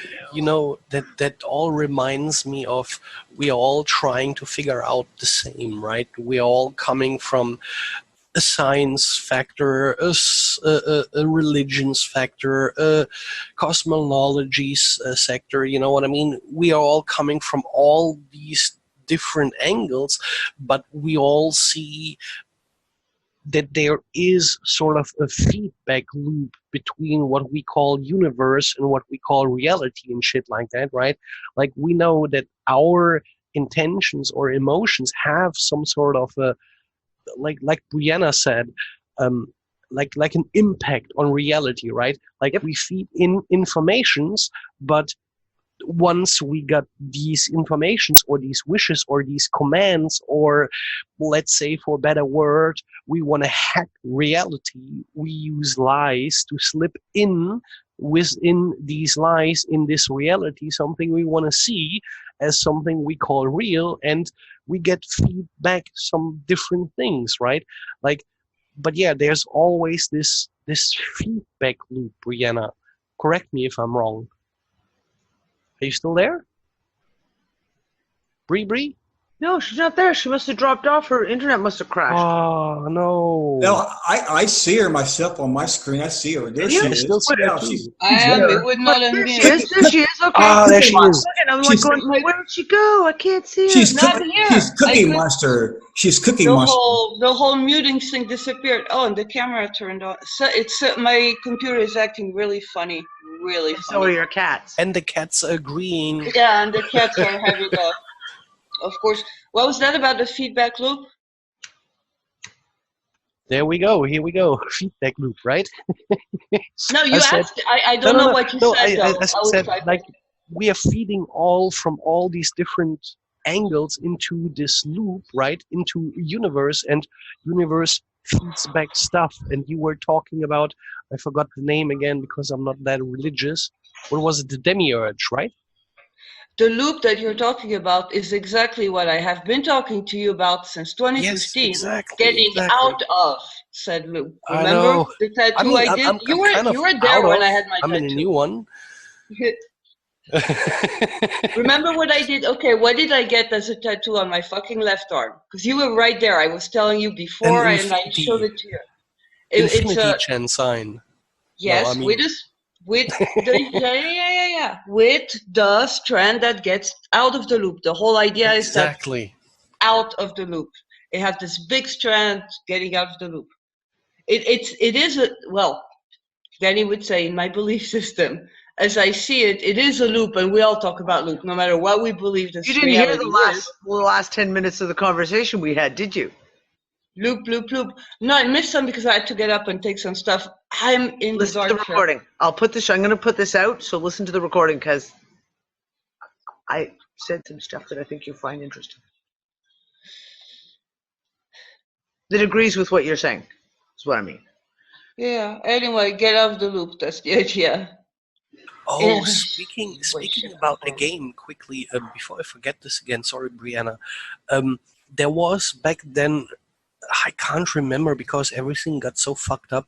There was back then an interesting novel that turned into a game where they, they only found a source to publish the idea through a video game, and that was like a time war. And in this time war, you had different factions that were fighting on a timeline scale, and you always had these important people, like random people, popping up in this video game. They were never the same, that were literally carrying the core timeline ahead, right? Like they all had to get to this point where they invented time travel to get back into the past to fuck around, but they could not touch these people which carried the timeline across, right?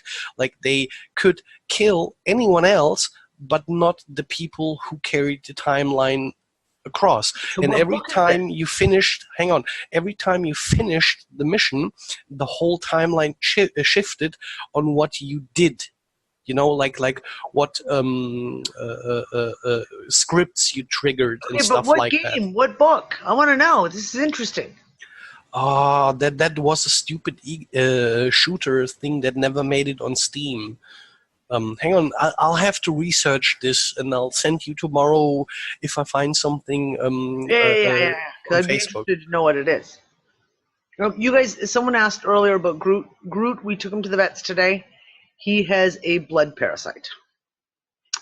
So he's on medication for the next month. And now we have to go take Rocket in and get him checked out and do all of that and get all the blood tests done, etc. So I got to go back to, I'm going to have Nick call the vet up because I've got the notes, but apparently vets write the way that doctors do, basically completely illegibly. So the notes mean absolutely fucking nothing because I can't make out half the letters of what he said. So I may have to ask Nick to call the vet tomorrow and say, hey, what exact infection does he have? Like give us the actual name of it, because then I can work on alternative stuff as well and all the rest of it. So yeah, he's not doing very well, and I'm hoping it's not one of the ones that continues. Like there's certain, because it was from a tick bite, they think, and there's certain ones of those that even though you clear it, you don't clear it. It can be with them forever. So we got to find out. Darkest of Days is what it's called. Okay, so that's the name of the game.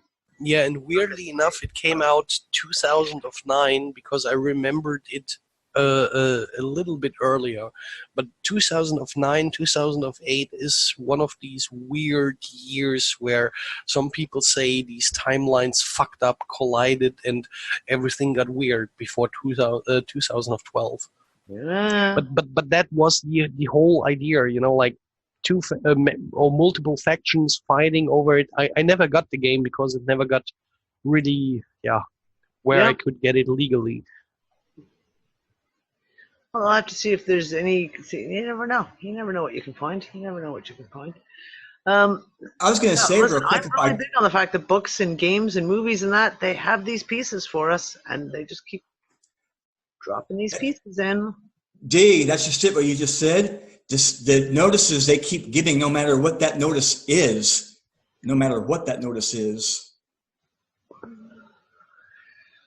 Get that little piece of notice. That's how they get away with it. See, that's what I'm saying.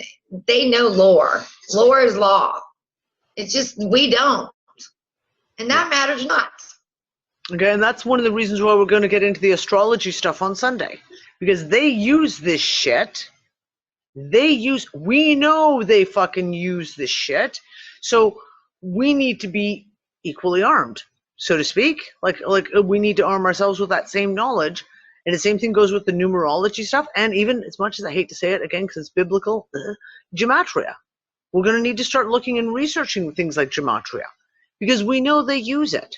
And if this numerology stuff, like I said, I don't really understand numerology. I've never really gotten into it.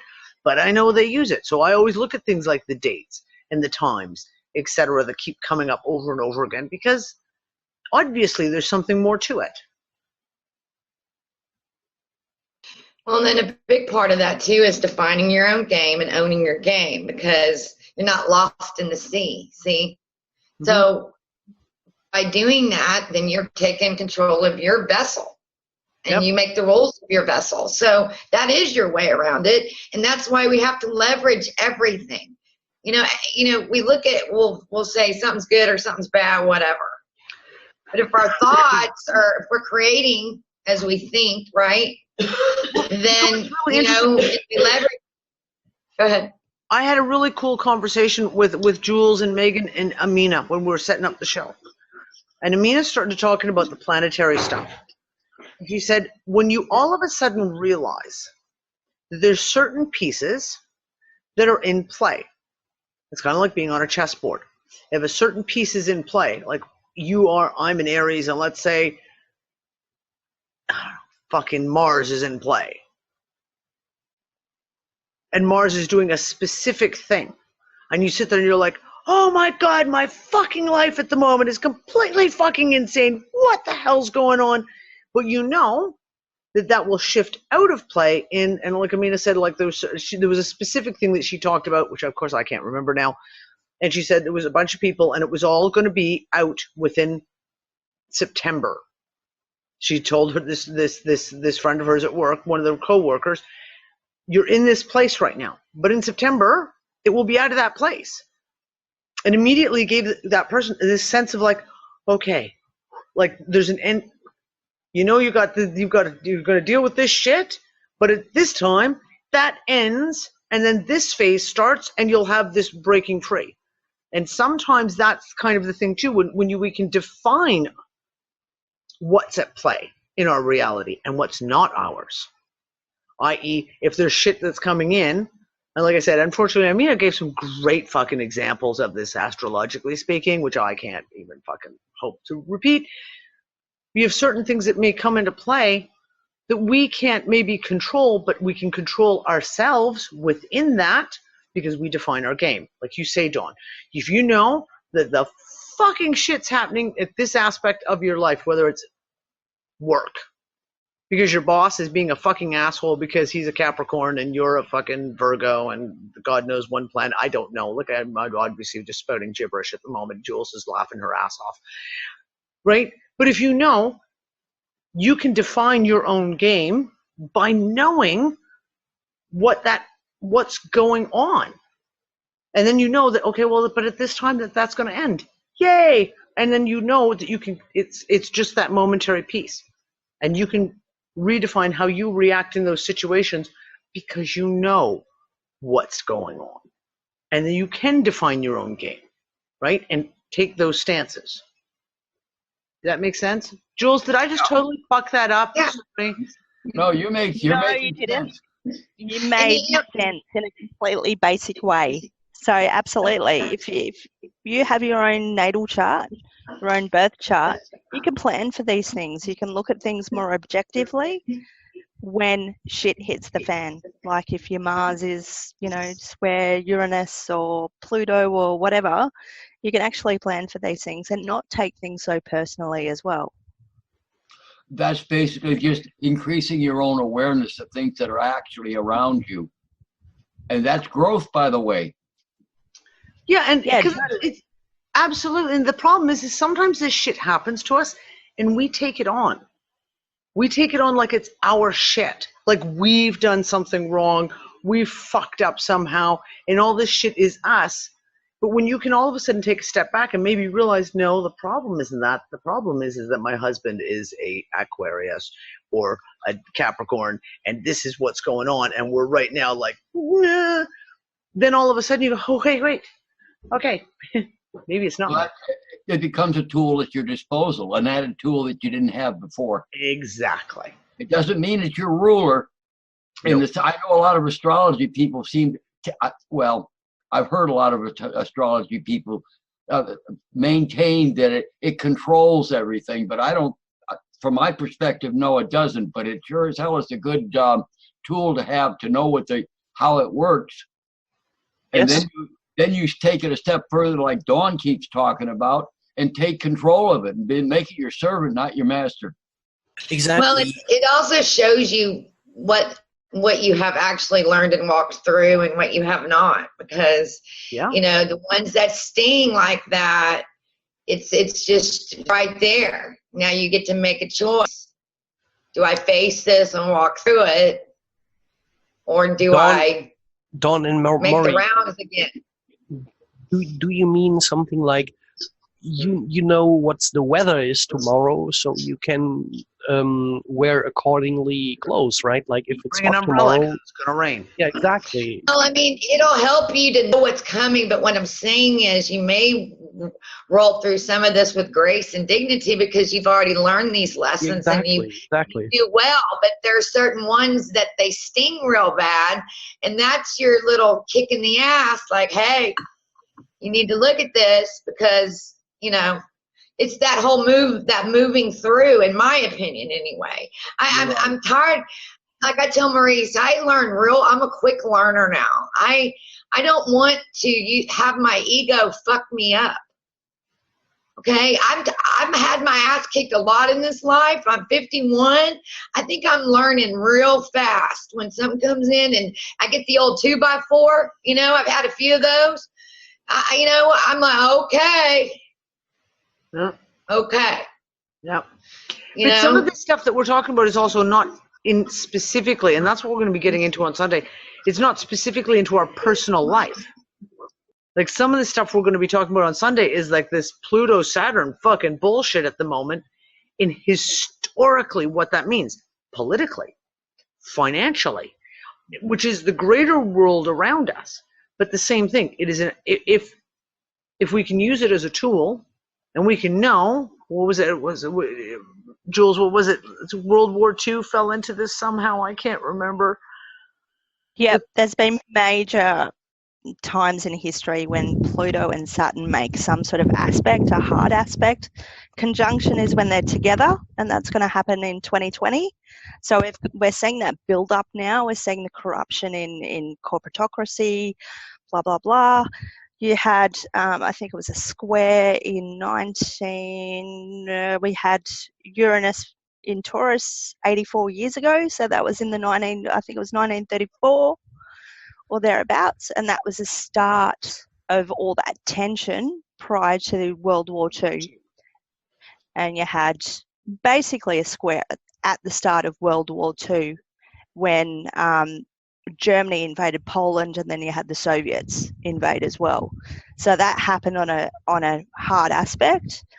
It also happened at the start of World War I with the assassination of Franz Ferdinand. And you can just keep going back and back and back. And all these hard aspects are critical times in history. Well, okay, so Marie brings up a really good question. Okay, Marie said, I've questioned whether astrology is some sort of AI program used by whomever or whatever is the creator of this construct. Right. And we're going to get into that. Totally. We're going to get into that. And and we also bring in, for example, and I talked about that in the show that I did with Megan, what was that, 3 weeks ago, the electric universe stuff, is when all of a sudden you realize that every one of the planetary bodies is fucking interconnected by an electrical magnetic fucking perceivable line of energy that connects them, then all of a sudden you go, wait a second, there's more to astrology than just, woo-woo, tarot cards and fucking, you realize that there's actually a scientific pieces behind that we can now look and say, okay, wait, if we've got planets and they're electrically connected and those electrical lines are crossing each other, there is going to be direct physical effects because of that. And the same thing, as I said that, if this is a construct, that could all be part of the programming. That's what I think. When this planet goes into this area and it connects with this piece of programming over here, which is Pluto, and this piece of programming over here, which is Saturn, and when they make a direct connection, this is the next event that will play out, regardless of how it works. If we can look at the perspective of this is how it's working, the reason why kind of becomes not so important because it's still affecting us the same way. So this is some of the things that we are going to be digging into. Like, it's not just going to be looking at natal charts, etc. We're going to be talking about these aspects of astrology and what it could actually be, because you're right. It could be an AI program. with ones and zeros. This I was going to say real quick. This ties into what I just mentioned earlier. The quote impossible is possible. Yep. It's like the astrology could be like the AI program. I mean, we don't know. All these planets have two extremes. You know, they play out dual roles depending on what's happening, or you know how they line up. I don't know those kind of things. So it doesn't. It depends on what direction they're going, and exactly. You know, like I said, it comes back down to when you get rid of all the fluff and you get rid of everything else. If you can make a direct correlation, you can say, when the sun is this point in the sky, it's 12 noon. We know this because the shadows are directly below us and we're at summer equinox. Then whether the sun is a light bulb, whether the sun is a hologram, whether the sun is a fucking ball of flame farting out of the ass of a dragon, doesn't matter. Or a portal. Is the sun is here, here's our shadow, it's 12 noon. And this is kind of how I want to start breaking some of this stuff down, is regardless of what astrology is, if it can be played out that way and planned out, it doesn't matter if it's AI. It doesn't matter if it's black magic, voodoo, witchcraft. It doesn't matter if it's literally physical planetary gods flying around in their chariots in the sky. It doesn't matter. It's the fact that we can see this is here, and this is what's happening. Exactly. It gives us a little an insight, forewarning. Yeah, an insight, a forewarning. See, these are the waters we are entering, right? Like the waters, like sailors we are entering. It's that whole leveraging principle. Again, you got to leverage everything. Those motherfuckers do. They know, and they know if we were smart enough, we could leverage their asses on Alpha's plate.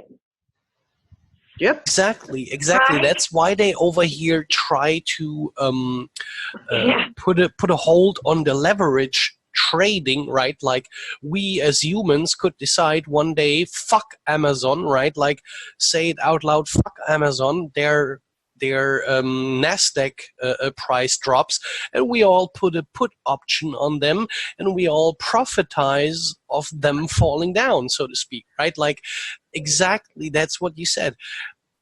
They need to keep us quiet because we know what's coming, right? Like we are this collective, we feel what's short ahead. If we do it ourselves, or if it's a natural thing, that's, well, up to debate, but we sort of sense shit. Exactly. You guys are funny. Listen, Bassy, let me talk to you for a second. Hold on, guys. I have to go. I'm sorry, guys. It's 1 o'clock in the morning. I have some stuff I still have to do before I can even go to bed. I love you guys. I will talk to you later. I'm going to make Star host. Star, where the hell are you? There you are. Star is now host. So you guys can continue the discussion. But I gotta go. Love you. Thanks, Danny. Sunday morning. Hi, Dave. Night. Love you. Love you.